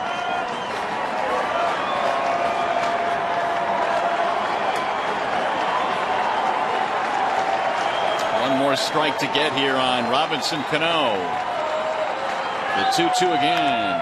Fouled it away again. Appeared to be ball 3. Here's your pitch count, 114.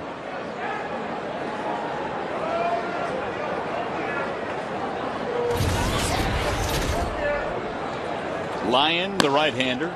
Robertson, the left-hander, still throwing.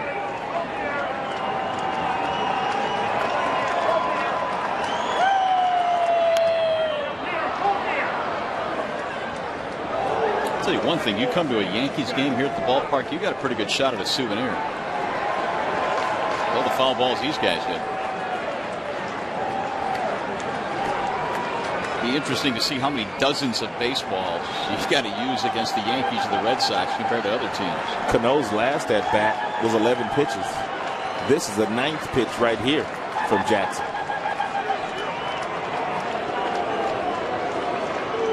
20 pitches his last 2 ABs. And that'll drive your pitch count up. You can't let him beat you, though, that's for sure. 3-2. He is arguably their hottest hitter right now. Swisher would be next. He is a switch hitter.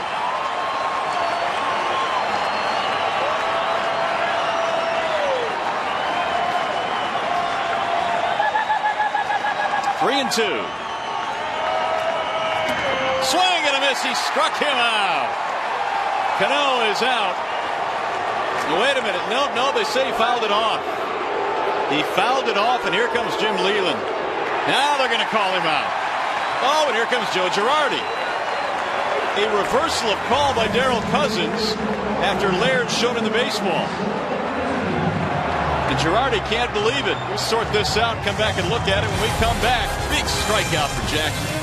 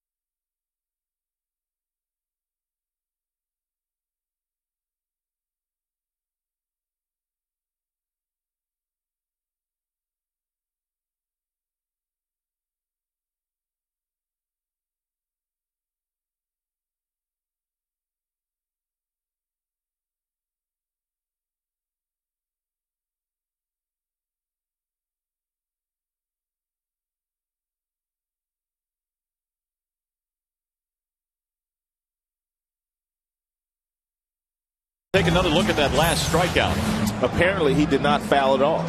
It's a nice block by Laird, but he was not called out until Laird tagged him. And there you go. That's what it was. That's all Darrell Cousins was saying. Exmo doesn't lie. He clearly did not make contact. It's almost like Laird asked Cousins, did he foul it off? And Cousins couldn't really say anything to him. And Laird, you could just kind of see the wheels turning. Yep. Well, let me tag him. That's all I needed to do. Big strikeout there. This has the feeling of one of those games where someone's going to pop one out of here and may be the difference in the game. Ordonez, Cabrera, and Guillen here in the 6th. Maglio is 0 for 2. Pop up and a ground out. The 1-1. Breaking ball hammered on the ground. Foul.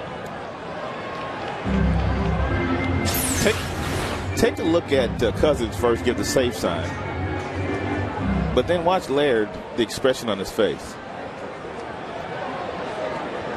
Look at Laird. Wheels turning. Okay. Oh, tagging. Now we got it. Wheels turning.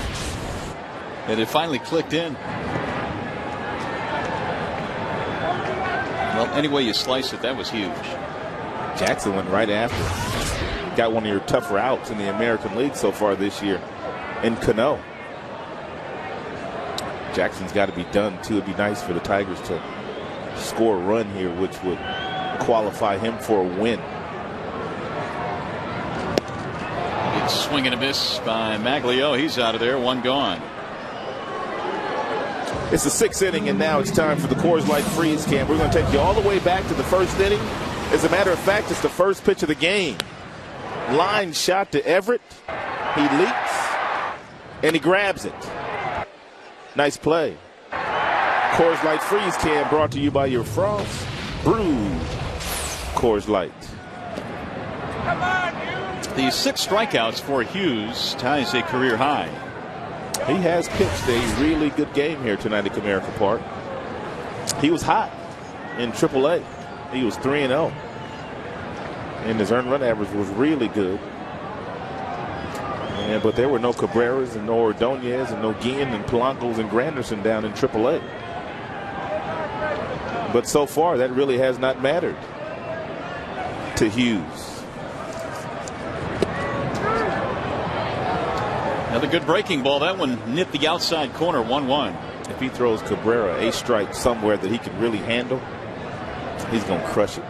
He's a little upset after being hit in the right wrist the last time he was up.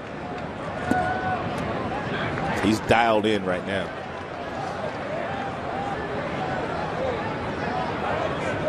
Singled in the 2nd, hit in the wrist in the 4th.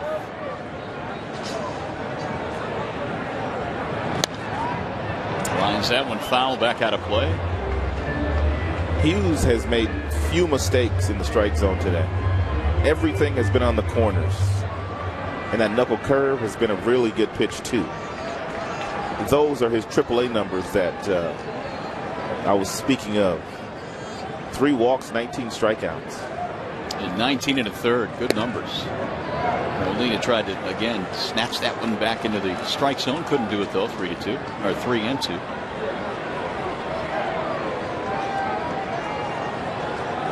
Guillen waiting on deck. Hughes only 22 years old.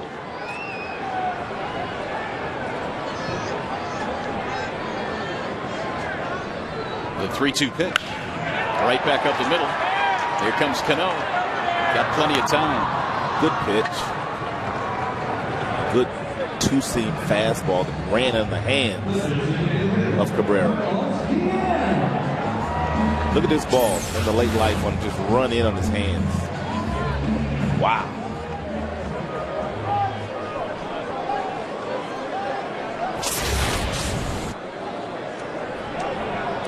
So here is Carlos Guillen.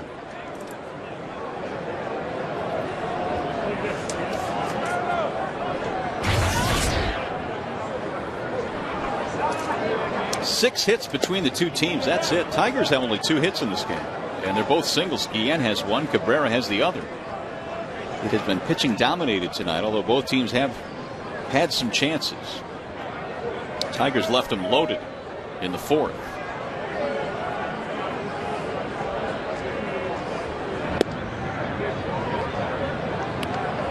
Meanwhile, the Yankees had runners at 2nd and 3rd, failed to score in the 3rd inning. 2 on in the 4th, and then the 2-out triple by Matsui in the 6th.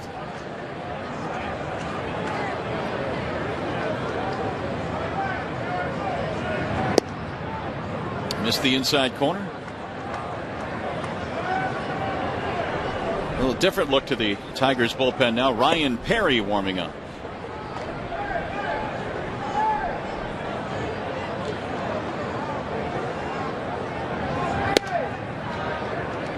So much for breaking him in slowly. He's been used in some late and some tight games.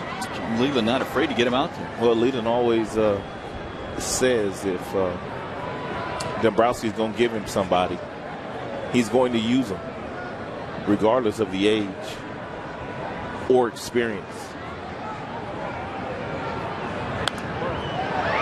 Fouled away. Back amongst the crowd of tonight's 25,519. Chilly evening here at the ballpark. No rain, though. That was the good news.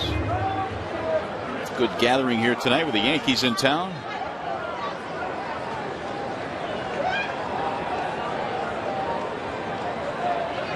Three and two on Carlos Guillen.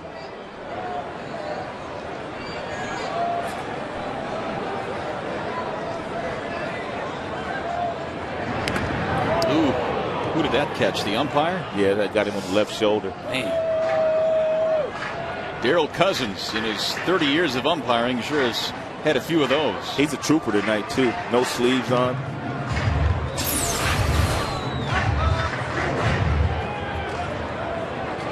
It nicked him off that left shoulder. The rest of his umpires got gloves and bundled up. He got no sleeves on tonight. Does Cousins. They got gloves on, ski mask. Molina has really handled him in a nice way tonight.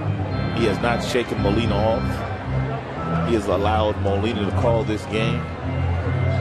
And he's done a very nice job. As a matter of fact, both catchers have done a very nice job at handling the starting pitchers tonight.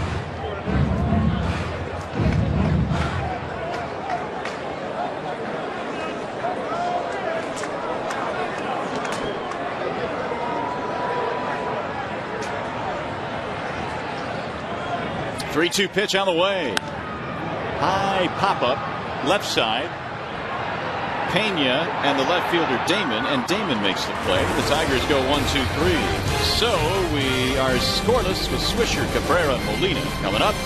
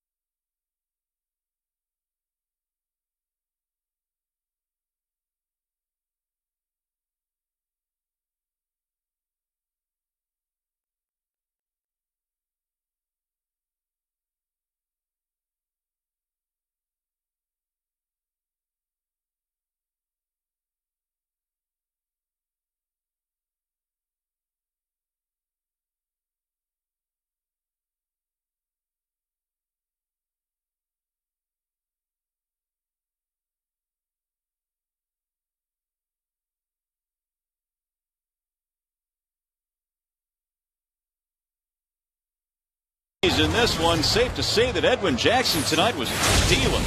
You know, the Yankees, they have quite a history against Jackson. As a matter of fact, 6 starts against the Yankees in 2008 alone. But he was able to overpower them with some fastballs. He had them popping up early in the game. And then he went to a really nasty breaking ball a little bit later on at the bottom of the strike zone and got himself a few strikeouts. He changed the eye level very well today. He worked in, he worked out, he worked down, he worked north of the strike zone. It's a real good effort for Jackson in this ball game against a Yankees team that has had success against him. Yeah, good numbers for Edwin tonight. 6 innings, 4 hits, no runs. He struck out 4. Usually with just 6 innings pitched and the other team has only got 4 hits and you've only walked 1, you're not well over 110 pitches. Yeah. I mean, he usually 75, 80 pitches with those kind of numbers. These are the Yankees. Wallside windows pitching change. Ryan Perry is in. Well, he'll need to throw some strikes. He's walked 5 already this year in 6 1/3 innings, which is high for a guy that usually will pitch at the back end of a game for you. He will face the 6, 7, and 8 hitters as we go to the 7th. It'll be Nick Swisher to lead it off. As a matter of fact, that's the scouting report that most teams have on Perry as we speak, is the fact that every now and then he will get a little wild. So we'll see how the Yankees want to approach him. Strike 1 on Swisher. He's 0 for 1. He has a base on balls. Those 2 at bats against Jackson. You know, Swisher grew up in the Oakland Athletics organization, where they took a lot of pitches, worked a lot of counts. They preached on base percentage over there.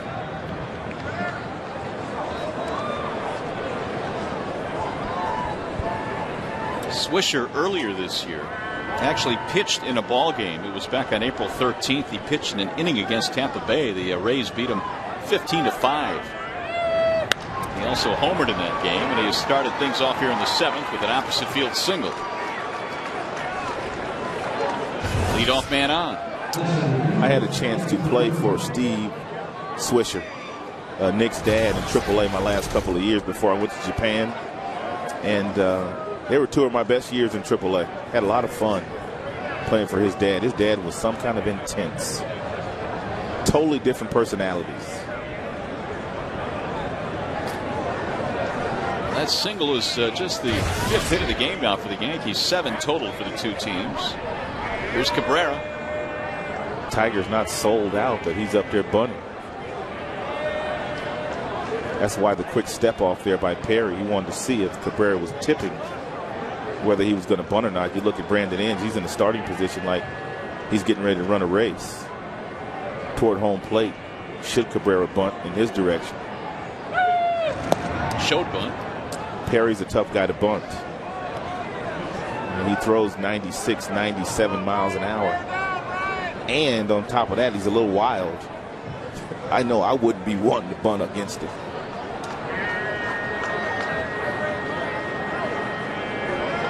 We'll see if Cabrera comes back with a bunt.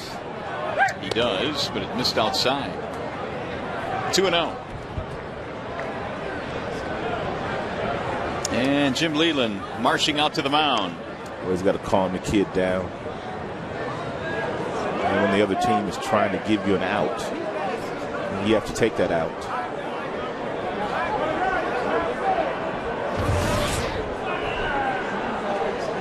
Wow, the shortest conversation that we've seen in a long time.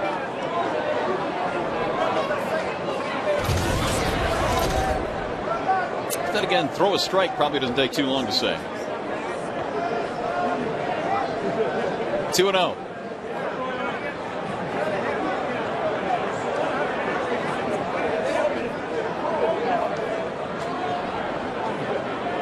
The 2-0 pitch is outside. 3 balls, no strikes.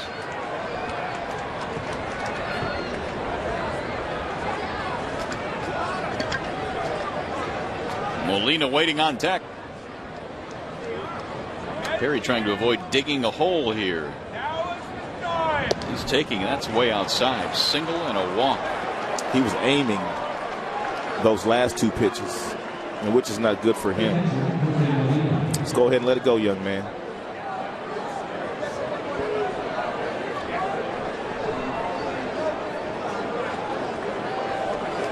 Bullpen stirring again, and the same duo that was up earlier in the game. Lyon and Robertson beginning to throw.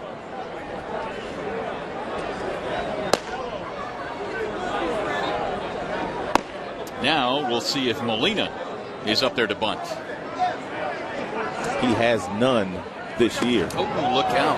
That's why I wouldn't want to bunt against him. You talk about an uncomfortable at bat.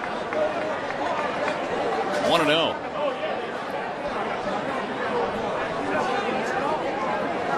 Laird quickly ran out to the mound and tried to settle Mr. Perry down. You know, the Yankees don't sacrifice all that often. They have 4 sacrifice bunts as a team.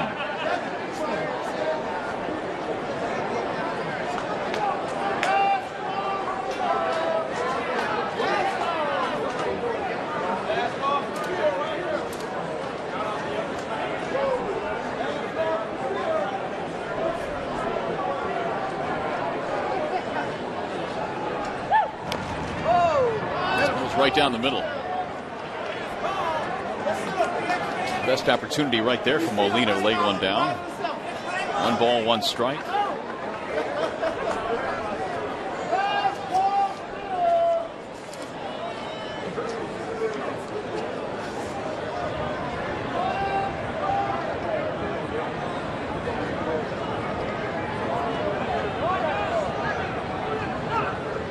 Seattle leads the league in sacrifices with 10. He'll try it again, and he lays this one down. Cabrera. Polanco covering. Sacrifice works. Runners advance. That's a good job by Molina. Bunting against the guy throwing as hard as Perry's throwing, and not necessarily having the best command. Also softens it perfectly down towards first base. Cabrera takes one look at third and thinks better of it. That was a nice job by Molina. Looks like Posada has picked up a bat now with Pena due up. They're going to pinch hit for the number 9 hitter. Let's see if the Tigers can wiggle out of this jam here in the 7th with only 1 out. Runners at second and third. Posada also pinch hit in last night's game. Battling a little bit of a tight hamstring is the word out of the Yankees clubhouse, as the reason why Molina has started both of these games behind the plate for New York. And it was Posada that bounced into that huge double play in the 9th inning. And Tigers not going to make it easy for Posada. And they are playing the infield in. Swing and a miss. That looked uncomfortable. It sure did. It looked painful. Pinch hitting is one of the toughest things to do in all of baseball.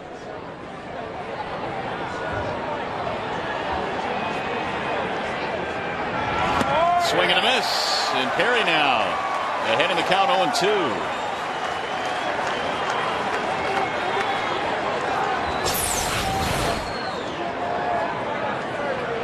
Well, he just climbed the ladder with another one. Make the next one just a little bit higher. Jorge in that emergency stance.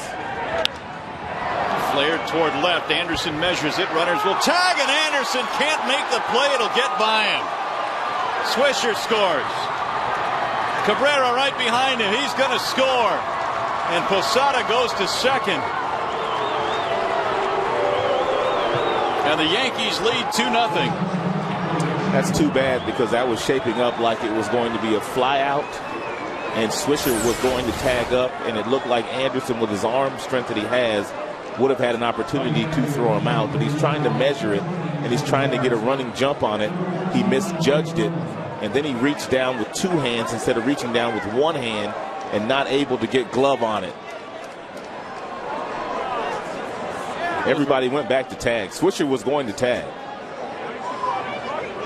And we've already seen Anderson this year make a couple of outstanding throws to home plate. He would have had a legitimate chance at throwing Swisher out. Just misjudged it.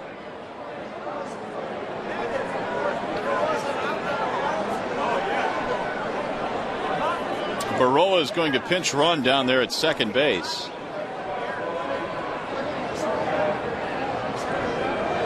Sacrifice fly and an RBI ruled to get the first run in, and an error on Anderson to allow the second run to score. 2-0 Yankees.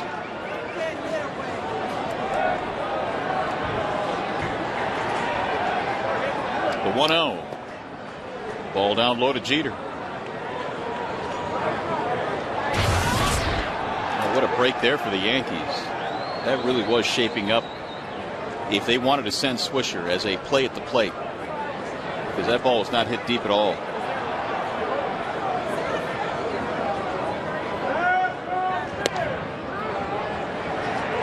Two and one.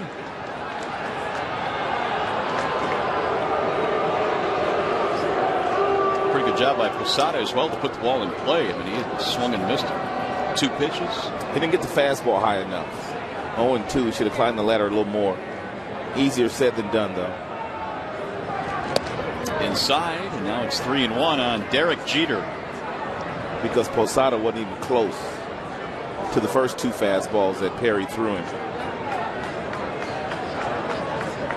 Damon on deck.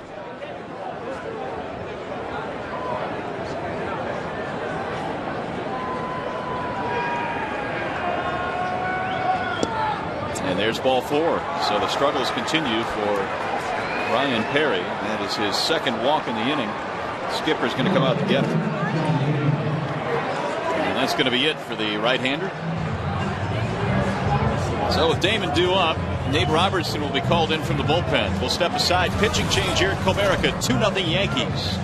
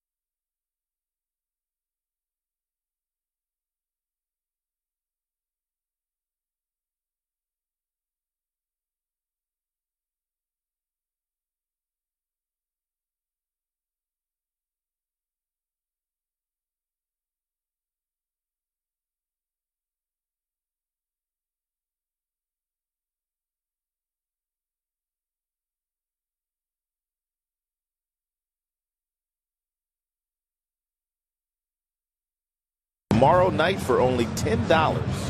And regular price $15 mezzanine seats for that game. And select games in May are now on sale for just $10. Call 866-66-TIGER or visit tigers.com. You can see the youngster Rick Porcello make his home debut in 2009 against Jabba Chamberlain.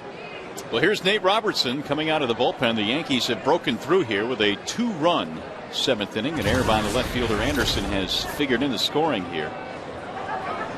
And Robertson trying to put out the fire here. Johnny Damon is up there with only 1 out.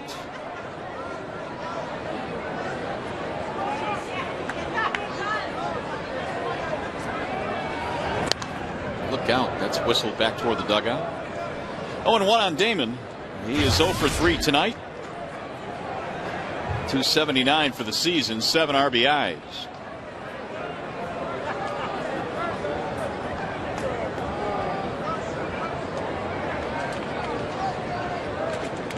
You know, thinking back to that play with Anderson, Rod, do you think they would have sent Swisher had he caught that ball? Yeah, I do. They were sending him all the way. It looked like it. Yeah, he was going to be aggressive.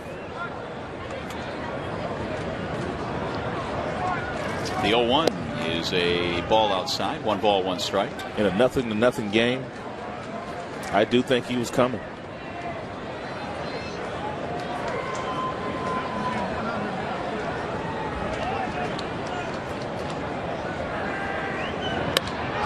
Little looper. It's going to be trouble. It's going to drop in. Base hit. Burrow rounding third. They're going to send him home. Granderson's throw to the plate, not in time. It's an RBI single for Johnny Damon. It's 3-0 Yankees.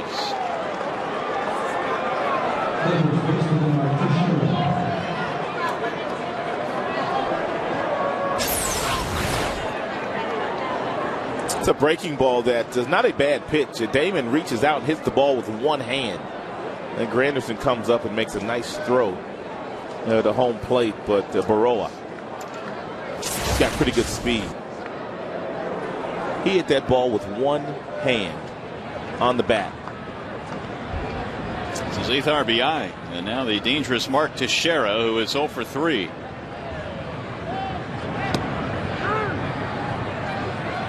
That's now the 6th hit in the ball game for the Yankees.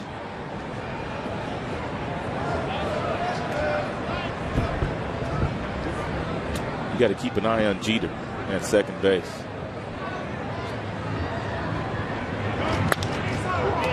That's driven to the air down the right field line, foul. Even though Teixeira is standing in the batter's box. A great run producer. Derek Jeter's a great base runner and likes to steal third base. If they don't pay attention to him, he'll make it easier for Teixeira to get an RBI by stealing that bag.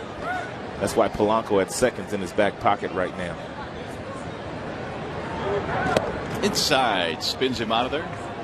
Good pitch. Like to see him go back in there, though. Good four-seam fastball.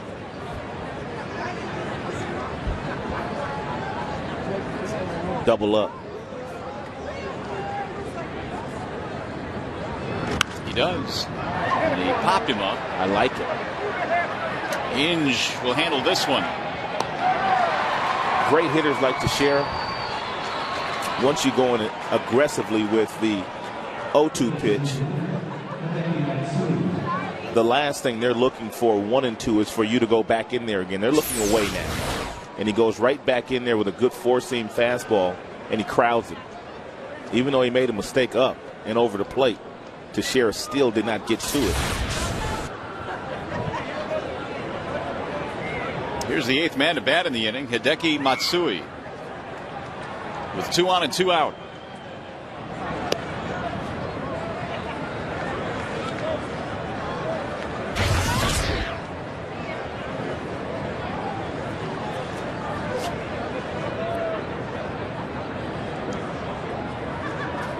Matsui had a triple in his last at bat in the 6th inning.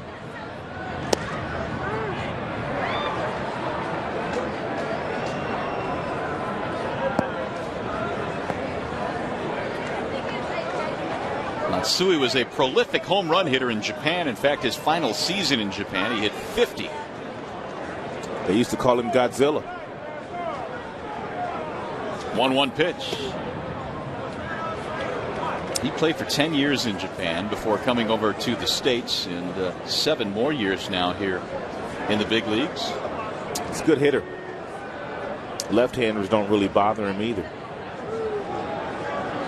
He's been a really good hitter since putting on a Yankees uniform. Laird with a good pickup, but now it's 3-1. There is some activity in the Yankees bullpen. Been a lengthy sit down now for Phil Hughes, who has given them 6 superb innings. And Joe Girardi may not want to run him back out there because he's been sitting for about 15 minutes now. It has been a lengthy half inning. 3-1 pitch, and it's about to get a little lengthier. Ripped to right center field. That'll get another run in. Granderson hustles it back in.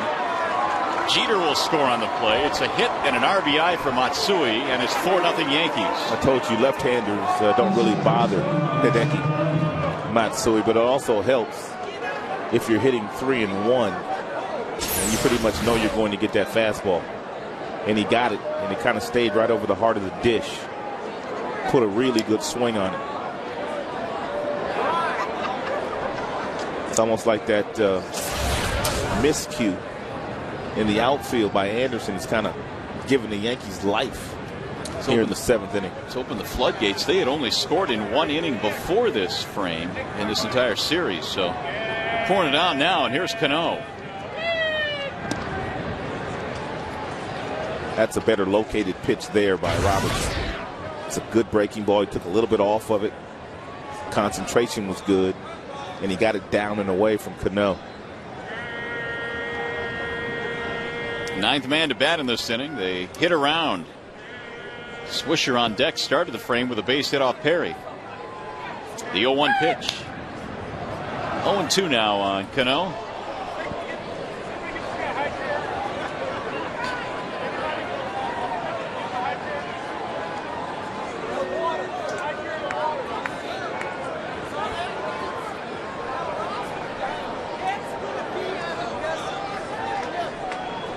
Robertson replaced Perry, who replaced Jackson. Edwin was really good tonight, 6 scoreless.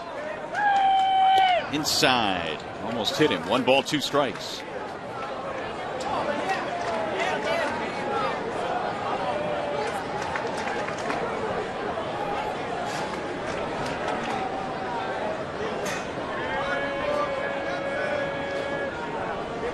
"15-game hitting streak for Cano. He had a base hit back in the 4th. Here's the 1-2.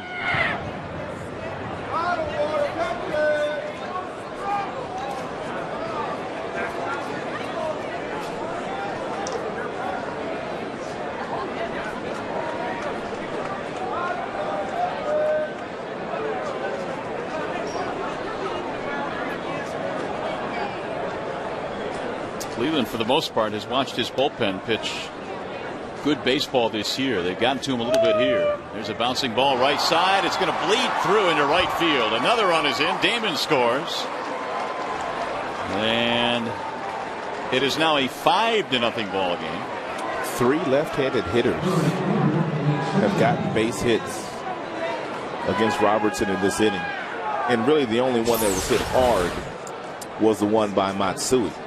The one by Cano and also Johnny Damon, not hit hard at all, but they found holes.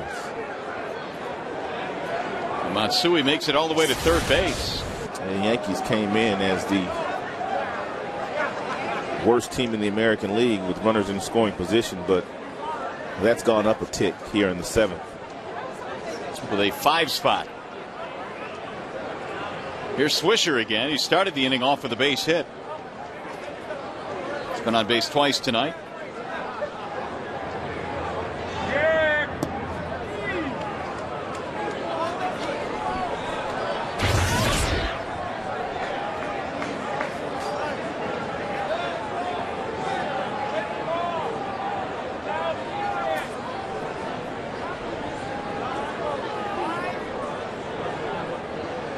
Five runs on 4 hits in the inning, 1 error.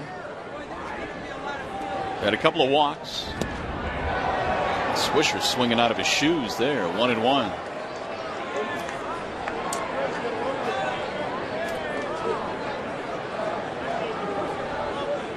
Swisher reached base in the first 17 straight that he played in this year, which hadn't been done by a Yankee in a long time. He had to go back to 1973 when Matty Alou did it. One of the Alou brothers, huh? Yeah. That's fouled off. 1-2.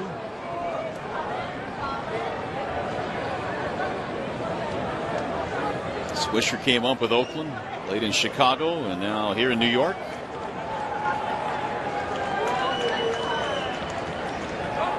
Robertson desperately trying to end this inning. It has been a long and prosperous inning for the Yankees. 5 runs.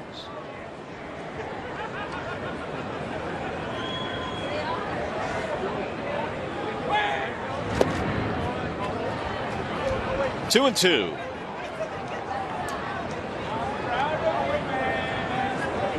Phil Hughes tonight pretty much handcuffed the Tigers. Just a couple of hits.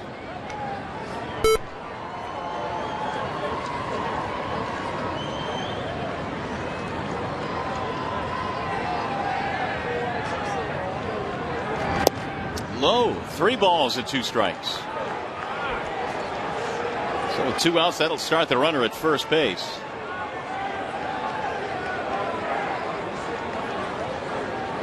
Cabrera waiting on deck.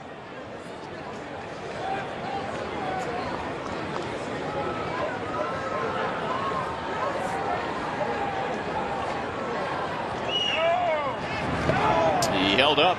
Ball 4. So that's going to load the bases, and that's going to bring Jim Leyland out. He's going to have to go back to the bullpen.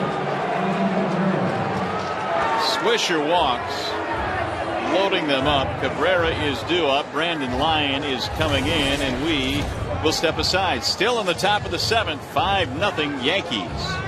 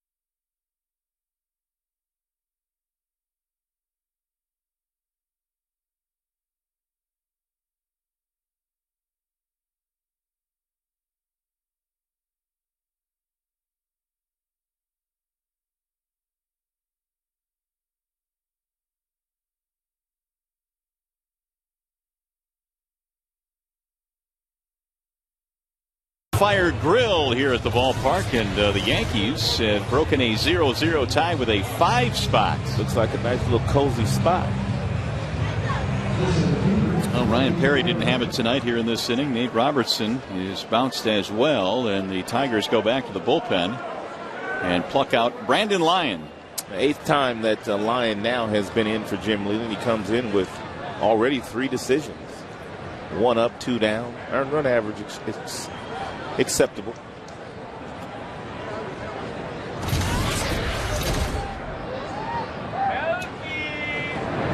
The pitch. 1 ball, no strikes on Melky Cabrera.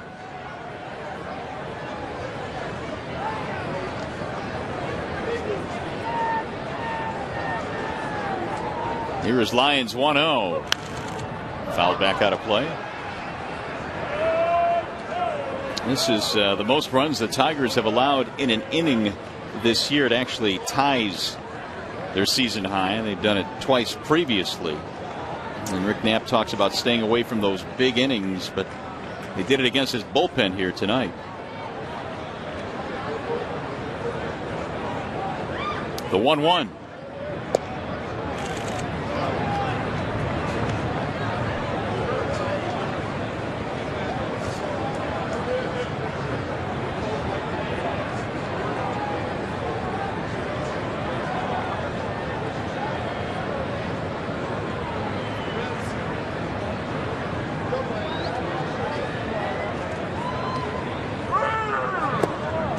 Seems like every hitter in this inning's either been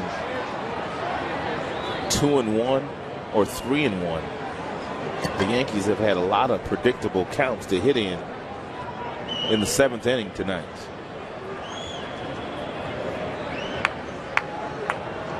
And here's the 3-1. Full count.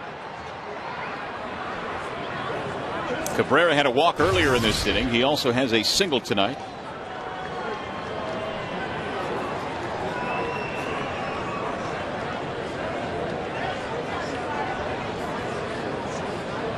Molina waiting on deck.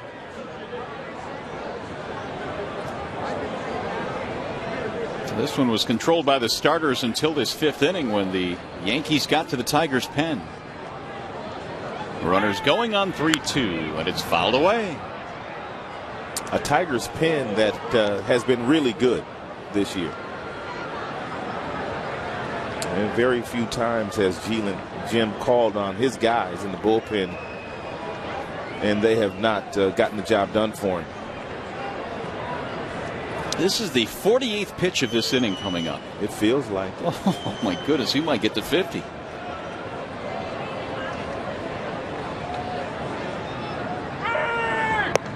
And there is ball 4 with the bases loaded to drive in another run, and Cabrera will get an RBI. Matsui scores. It is a 6-0 game.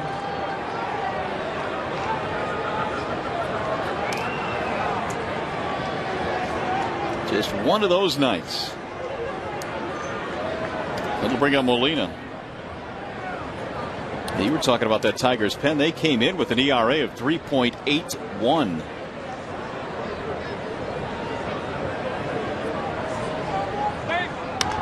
There's a swing and a high drive deep into left field, way back.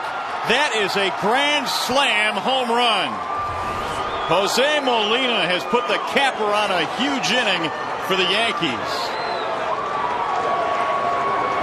His first of the season is a slam.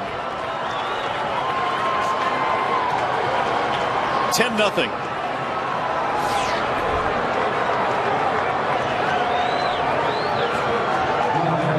Yikes. That about says it all right there.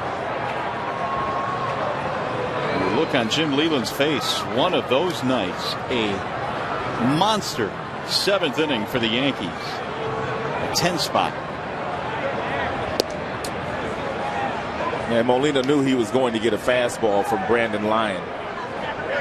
Yeah, because there's already been 4 walks in the inning, and Lyon is known as a control guy. He got that first pitch fastball and clobbered it. Second career grand slam for Jose Molina. Baroa getting his first at bat. He came on as a pinch runner and pulls a single into left.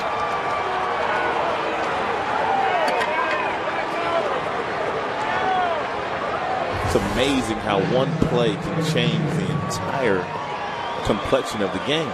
Yeah, you almost forget the play out in left field. It was so long ago. And if that ball is caught and you happen to double up the guy at the plate. I mean, no disrespect to Anderson. He's done a very nice job in the first 3 weeks in the Tigers uniform. But as I said, that one play just changed the entire inning. Here's Derek Jeter. He walked and scored earlier in the inning. I mean, this was a 0-0 game coming into this inning, and now the Yankees have 10 runs on 10 hits.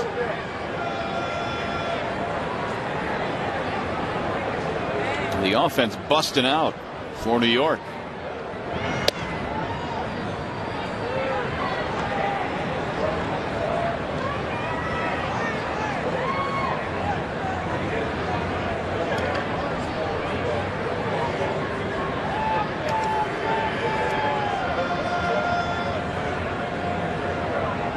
Here's the 1-1. This is the play that we were talking about. Runners on first and third. And a fly ball to left field, shallow. And it looked like Anderson just misjudged it. Nicked off the glove. 2 runs came around to score.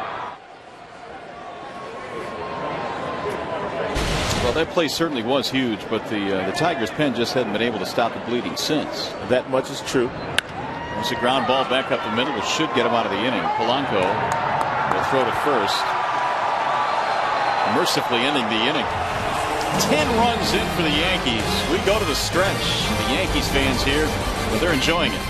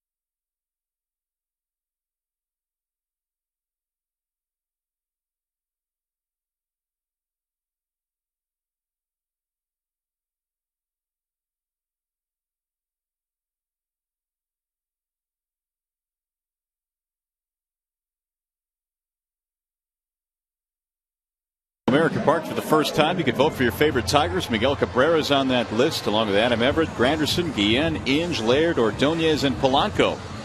And the stations will be located throughout the lower concourse until June 21st.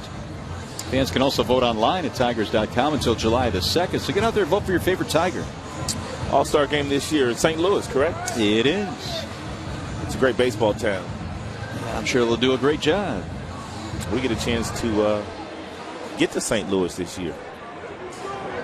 Well, that says the story right there. 10-0 is our score. Mark Melancon is on now for New York.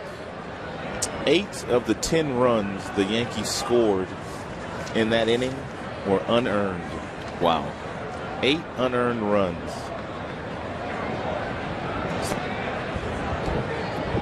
So the Yankees trying to even up this series, drop a 10 spot on the Tigers. And Detroit in the 7th inning will have Laird, Inge, and Anderson.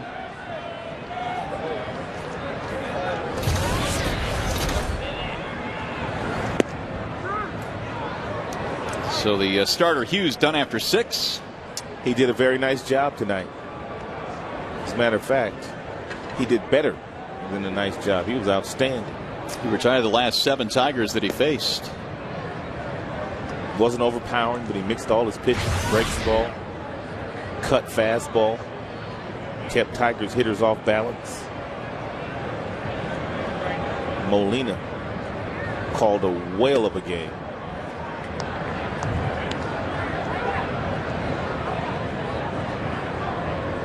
Laird 0 for 2 strikeout, fielder's choice.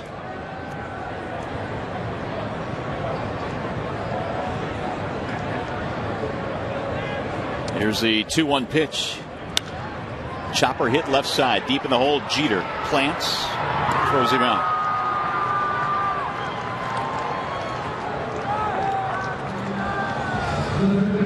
And Jeter fundamentally sound at that position. He knew who was running. He grabbed it, set his feet, grabbed the ball, threw a 4-seamer back across the diamond. He's got a big target over there to share it. Well, our apologies to the right-hander, but his last name is pronounced Melanson. Melanson, even though it's spelled Melancon. That is the correct pronunciation. Sorry about that, Mark. 9th round pick of the Yankees in 06 out of Arizona. The 1-0 pitch.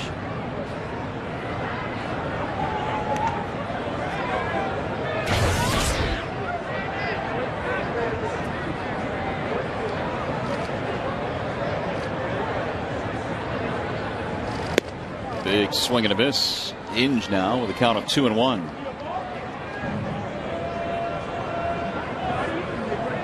Melanson made his major league debut Sunday in a loss at Boston. He went 2 scoreless innings in that game. There's a strike called. It's 2-2. Yeah. Girardi needed an extra arm because they were giving up so many runs in Boston. And really, the Yankees have given up a lot of runs this year. But tonight, the shoe is on the other foot. Boy, is it. They've had a game this year where they gave up 22 runs. And they had a 14-run inning against them. So they're probably enjoying this. In their new ballpark against the Minnesota Twins. Good pitch. He went around. Well, we talked about Hughes and his dominance tonight. He only gave up 2 hits. He had that good knuckle curveball working tonight. He mixed that in with a few fastballs, changed the eye level. Molina kept the ball in the middle of the plate, did a nice frame job behind the dish as well. Hughes pitched about as well as you could pitch, about as well as he could pitch in this ballpark against the Tigers offense. It's a good outing for the young man. Here's Anderson on the ground to the second baseman. Cano gobbles it up. And that is that. Tigers go 1-2-3. You're watching Tigers baseball tonight on Fox Sports Detroit, presented by Bell Tire.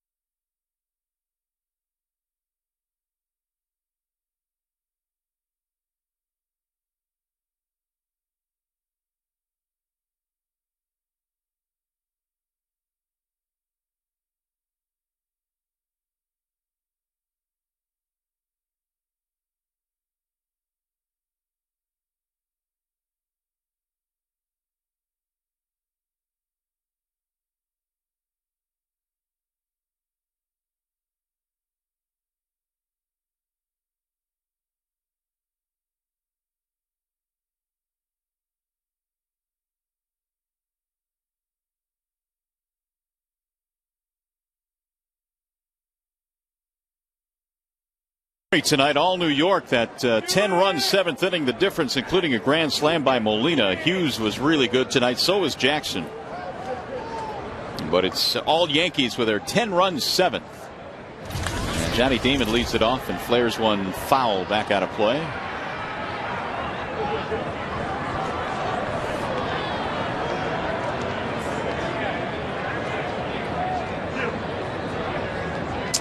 That young man fired up about that foul ball.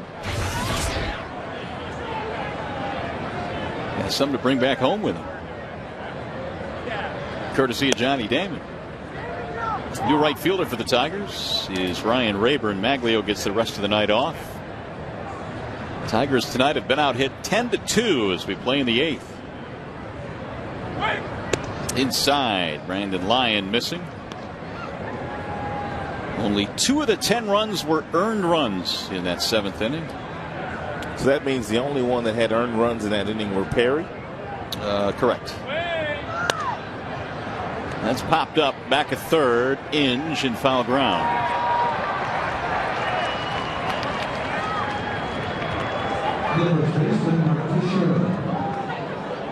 We'll bring up Mark Teixeira. Well, we've talked about this, but tomorrow it's going to be an interesting pitching matchup here with Jabba Chamberlain going for the New York Yankees and Rick Porcello for Detroit. That'll be fun to watch. And Porcello will be pitching in front of Tigers fans here at home for the very first time.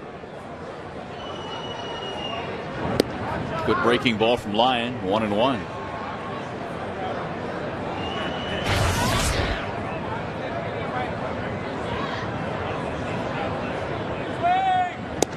He went around. Teixeira is 0 for 4 and 1 for 8 in the series.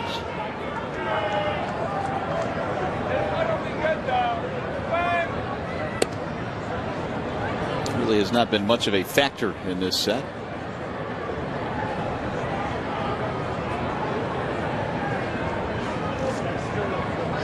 Here's the 2-2. And it's going to go foul. The Yankee bullpen has struggled so much, and that the question that Joe Girardi continues to get regarding Chamberlain is when will he go back to the bullpen? But he's been pretty good in his last couple of starts as a starter, although he's walked quite a few this year. 10 walks against 11 strikeouts. Haven't seen him as a starter, but they say he's not throwing nearly as hard as when we first saw him a couple of years ago when he was pitching late in front of Mariano Rivera. Remember him? He was throwing 99, 100 miles an hour when he made his major league debut a couple of years ago. Routinely. Throwing lots more breaking balls these days, they say.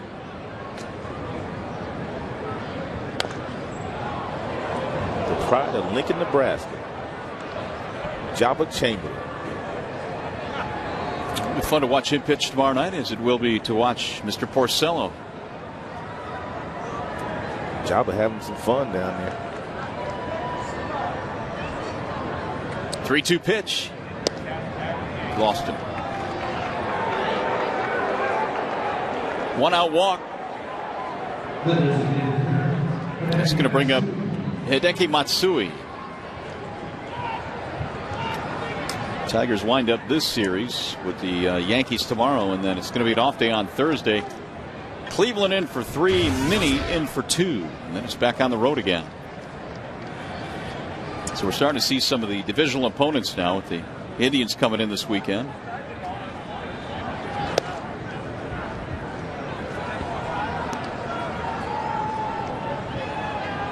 And in the Central, some competitive teams, to be sure. They're all bunched together right now, too. But it's early. Yeah, it's real early. I mean, you're still in April, and you like to get off to quick starts. The Tigers have done just that. Here are the Central standings coming into play tonight. 1 or 2 of these teams will get hot and start to run away from the pack. You can book that. Some good teams in the Central. Pulled at first. Cabrera hits the deck. Lyon will cover. He made that play in self-defense. That ball was absolutely crushed by Hideki Matsui. Get the married men off the infield. It's a nice play by Cabbie. And Lyon beating the runner to the bag.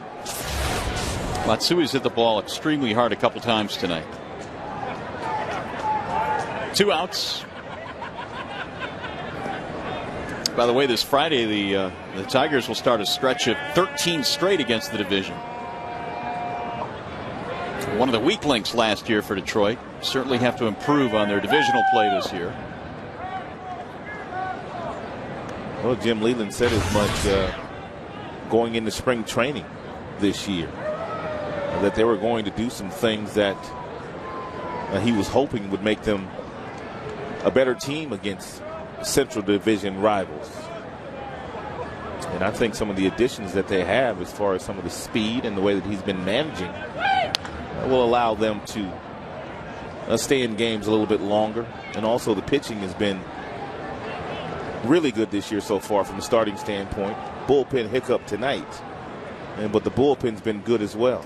And there have been a lot of bullpens around the league that have gotten beaten up early on.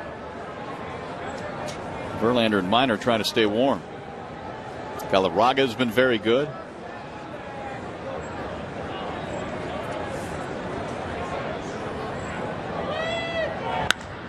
High fly ball. Left center field. Granderson. Anderson. Granderson makes the catch. Bottom of the 8th coming up here at Comerica. Everett, Granderson, Polanco on the way.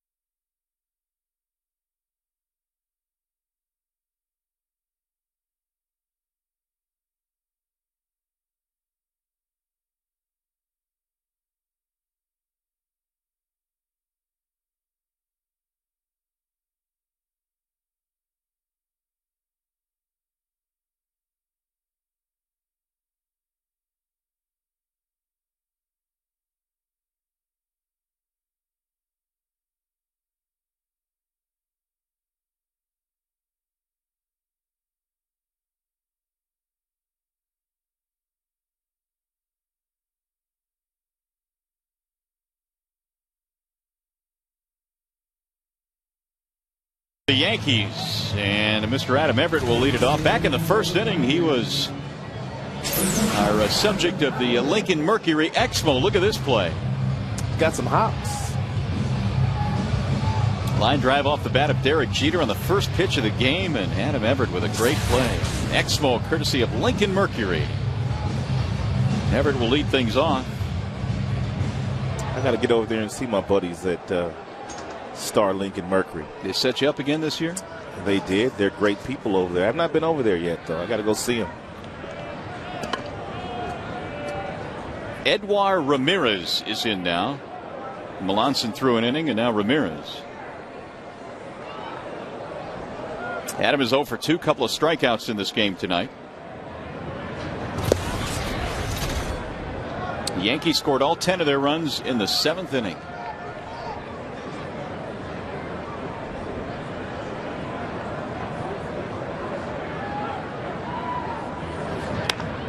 That's popped up. Cano. One gone. The center fielder for the Now Curtis Granderson. Grandy 0 for 2 tonight.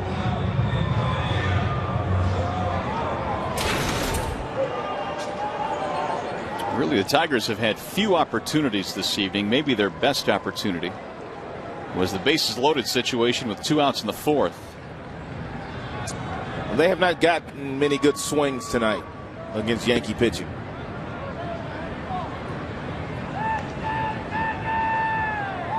And it's not often we will say that about the offense that they will run at you on a nightly basis. Last 11 Tigers have gone down in a row.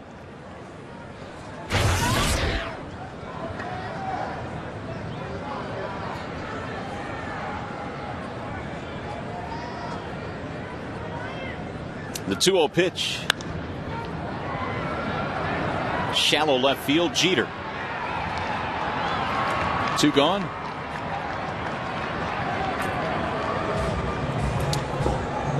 Hey fans, visit the official online shop of the Detroit Tigers at Tigers.com. Browse the largest selection of authentic Tigers gear, including clubhouse caps and t-shirts, jerseys, sweatshirts, and more. Get your Tigers gear straight from the source at the Tigers.com shop. Here's Polanco with 2 away. Placido is 0 for 3. Strike 1.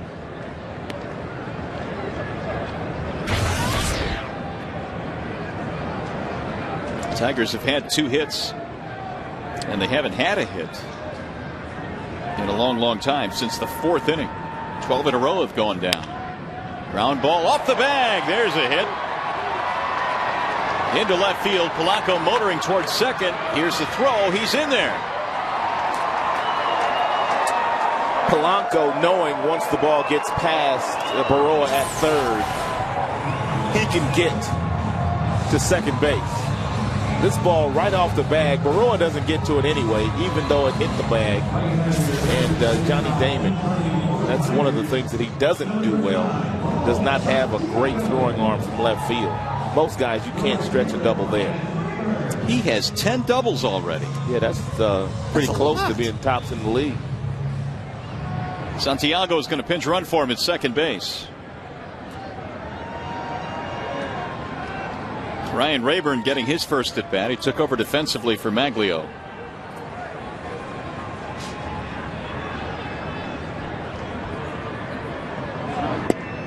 Breaking ball, strike 1.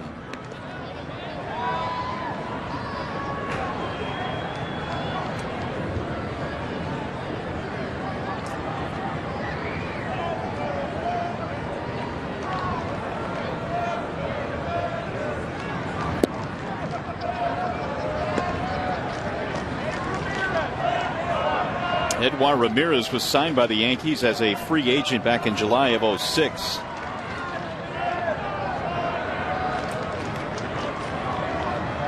'55 relief appearances in '08 with the Yankees out of their bullpen.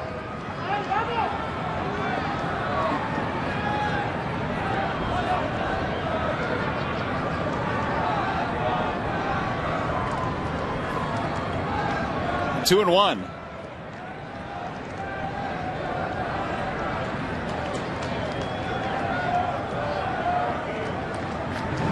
Swing and a miss.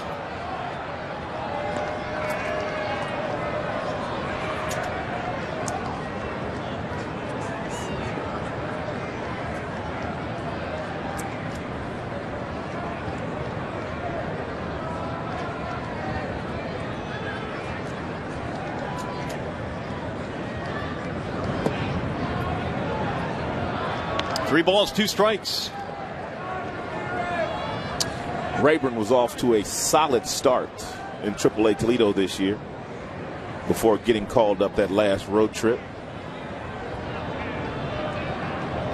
And it really had a good spring, had lots of at-bats for Jim Leland with Maglio and Carlos Guillen both playing for Venezuela in the World Baseball Classic.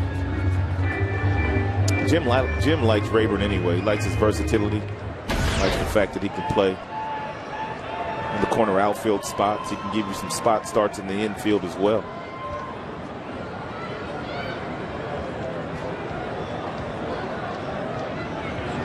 And Leland also felt that because of all the at-bats he got in spring training, that's probably one of the reasons he got up to that great start in AAA. He got himself a walk here to put 2 men aboard for Cabrera. You got to give Rayburn some credit as well. I mean, there's a lot of guys, and it happens every year that, you know, it goes down to the wire and you don't end up making the team. All of a sudden, a kid from another organization comes over, kind of takes your spot as the 25th man on the roster, and you go down and you pout for a couple weeks. You just don't perform well, and you don't have a good attitude. But Rayburn went down with a good attitude, worked hard, and now he's back in the big leagues again.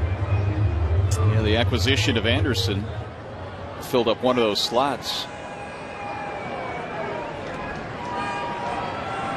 And I'm sure Jim told him, if you go down there and do what you're supposed to do, at some point in time, I'll see you this year.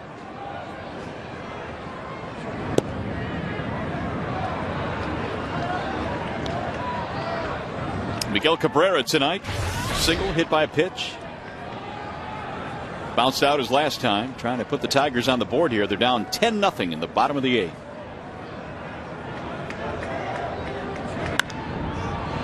Popped him up. First base side for Teixeira. And that is that for the Tigers. 8 complete here at Comerica. Let's go to the 9th.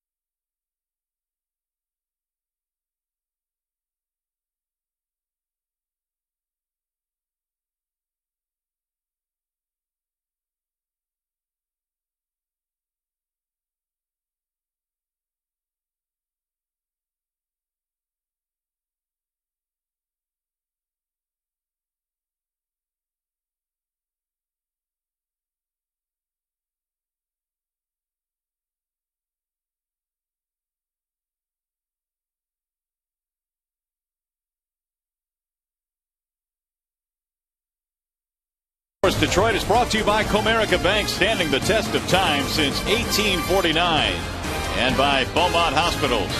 You have a Beaumont doctor? Back here at Comerica Park.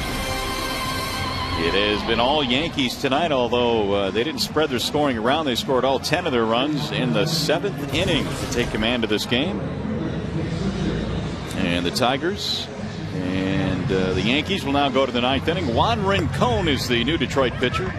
5th game now that Rincon has been in. He's won a game and has not lost. His earned run average is north of 6. But just 1 or 2 bad outings this early in the season will elevate the earned run average. But he made the Tigers 25-man roster out of spring training as a non-roster invitee. He had lights out spring training for the Tigers.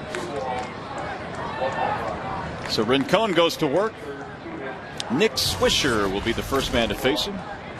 Tigers have been out hit in this one 10-3. And Swisher got it all started back in the 7th inning off Ryan Perry with a solid single into center field. And all the Yankees went on to do in that inning is scored 10 runs, 8 of which were unearned. 2-0 on Swisher.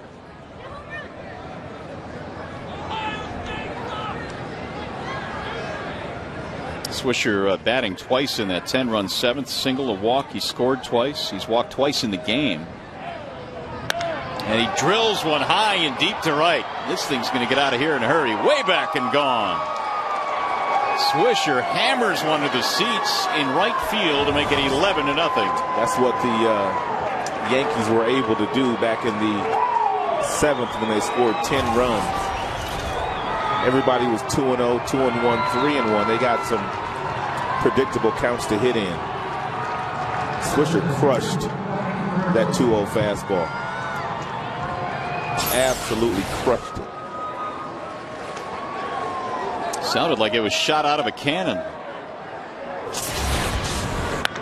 There's a drive into right field and a base hit for Melky Cabrera. Rincon has come on, giving up a home run and a single. Well, you know, it was a matter of time before the Yankees offense would wake up. Just kind of hoping it was after tomorrow night.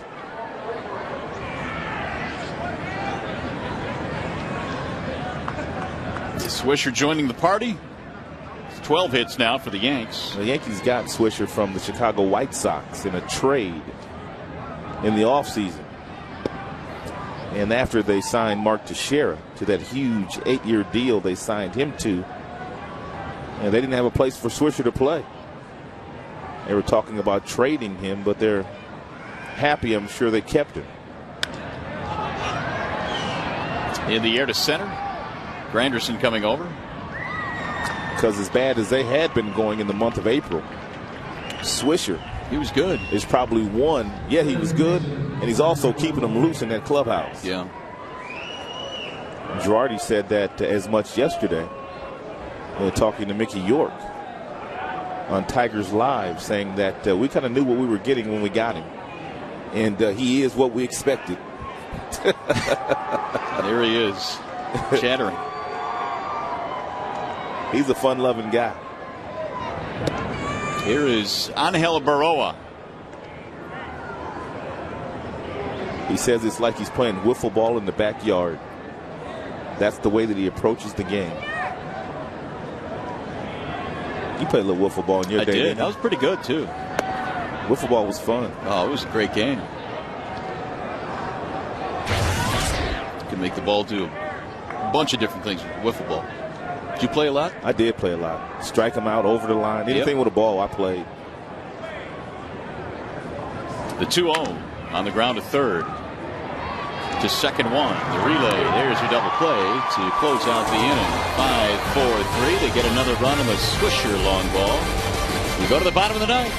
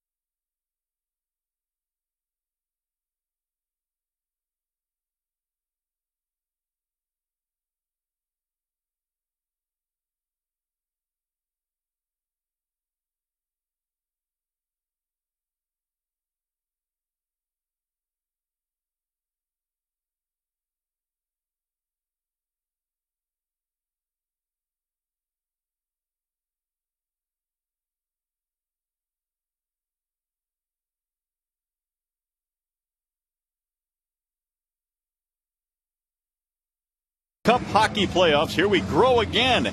You can grow along for the ride. Just go to DetroitRedWings.com. Get your round 2 tickets. See the Wings take on the Anaheim Ducks. Game 1 Friday at 7 o'clock. Game 2 Sunday at 2 o'clock. The 2009 Stanley Cup playoffs. The beard is back. Hey, Drapes was here. Chris Daper earlier here with, is that his son Keenan? Looks just like him. He sure does. All bundled up. Getting ready for round 2. Hanging on daddy. That's a beautiful sight. Got his gloves on. Little fella like that. Let's go to the house. It's warmer there. Jose Veras is the new pitcher. And 9th game now that Veras has been in, and you can see his numbers are not all that pretty. He does have 10 strikeouts, 6 walks. He's worked 10 innings. The opponent's batting average is not bad against him, though. It must be the base on balls that has allowed his earned run average to get elevated.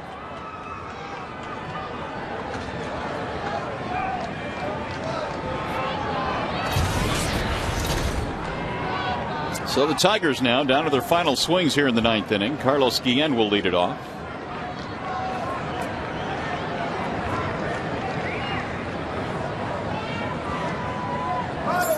Carlos tonight is 1 for 3.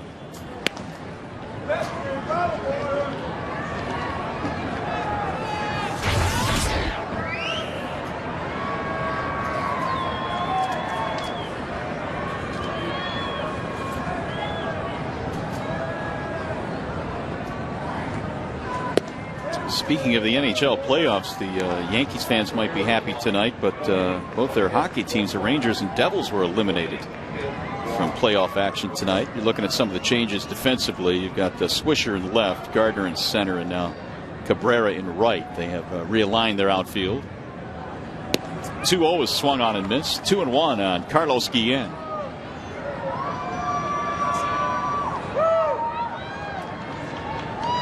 Chilly night. It started at 50 degrees at game time. Right now it's much lower than that.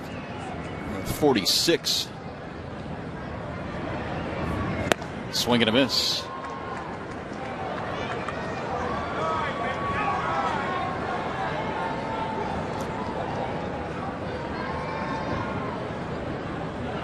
It's been that kind of night. Hope you brought your blanket. Or the hoodie. 2-2 pitch. This one looks like it might be in play, and it is, and it's caught by Baroa. Nice play. 1 out. It's going to bring up Gerald Laird.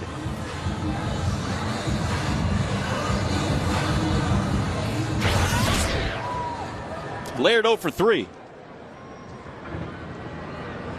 Average still over 300 at 302.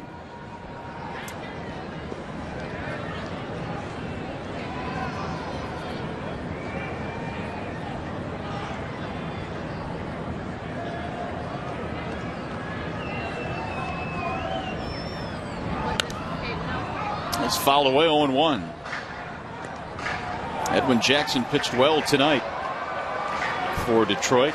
He gave the Tigers 6 strong innings, and then the Yankees put up 10 in the 7th.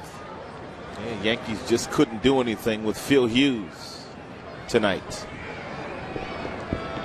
The 0-1 pitch.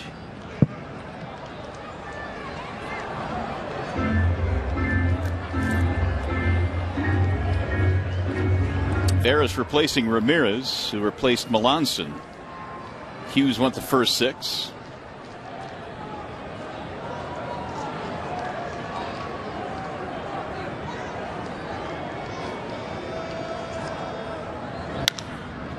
Back up the middle to the shortstop. Jeter throws him out. 2 gone. And it's going to be up to Brandon Inge.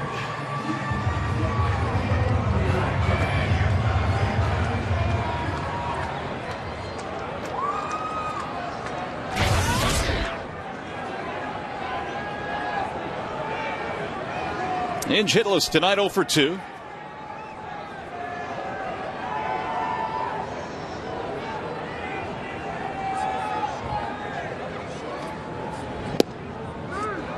Strike 1. Veras came out of the bullpen last year for the Yankees, appeared in 60 games.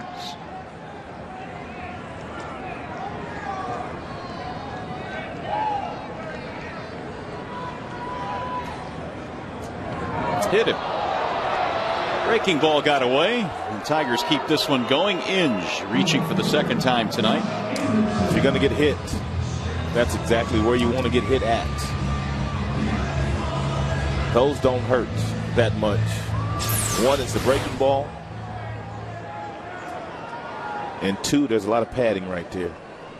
Some of us have a little bit more than others. Yes, that's all I can say. Here's Anderson. It's one case, one scenario where the more you have, the better. You got that right. Anderson looks at a ball outside.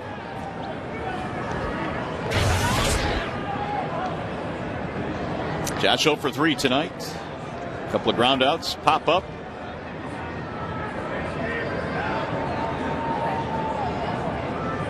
The 1-0.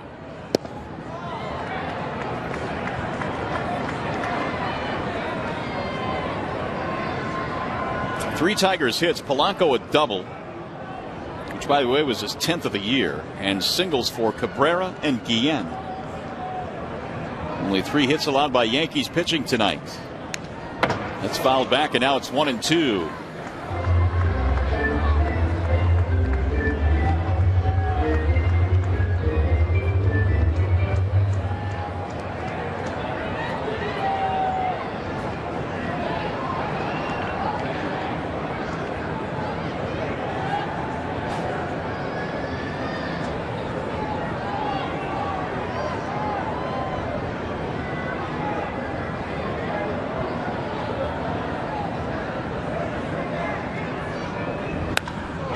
Pulled to right field, and it's going to drop. Base hit right in front of Cabrera.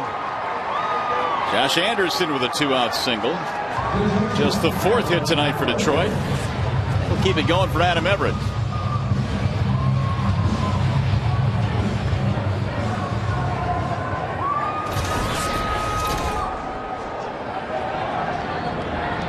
Molina, meanwhile, will take some time to go out to the mound now to have a chat with Veras. Everett is 0 for 3. This guy believes. Got his rally cap going. His rally cap, his rally ShamWow.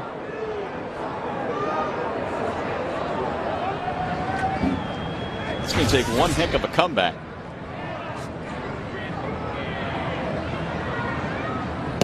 And a swing and a miss, 0-1.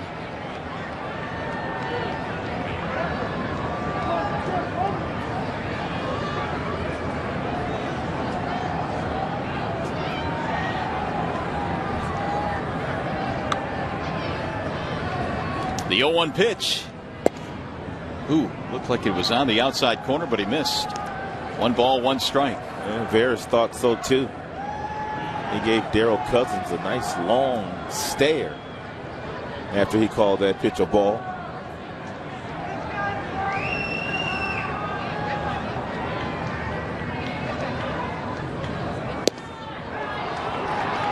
One and two.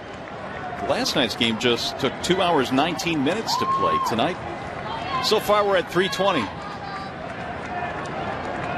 which is more typical of the games the Yankees play. They tend to play long games.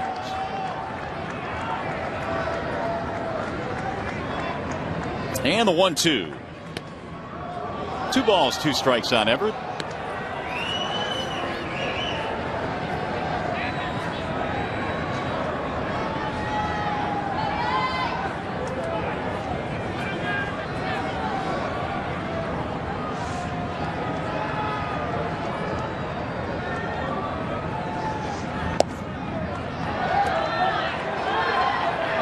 Granderson would bat next if Everett reaches. Veras got a couple of quick outs, but he hit Inge with a breaking ball, and then Anderson singled to right field against him.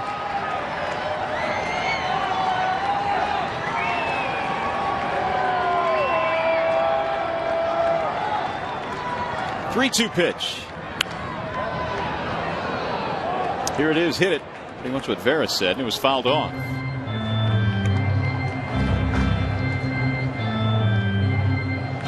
Everett in the series 0 for 6.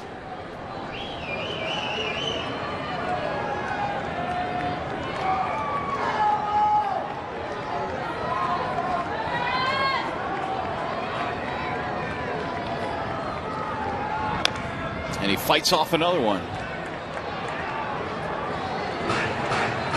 Tigers starting the runners on 3-2, so Inja and Anderson getting their sprints in. And Everett does not want to go quietly. And making Veras work out there. And grinding out this at bat.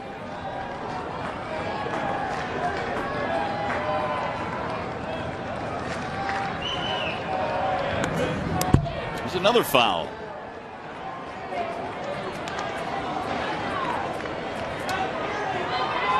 Tigers 1 out away from dropping their record to 11-9. They would still be 2 over. The Yankees trying to get to 500. They came in at 9-10.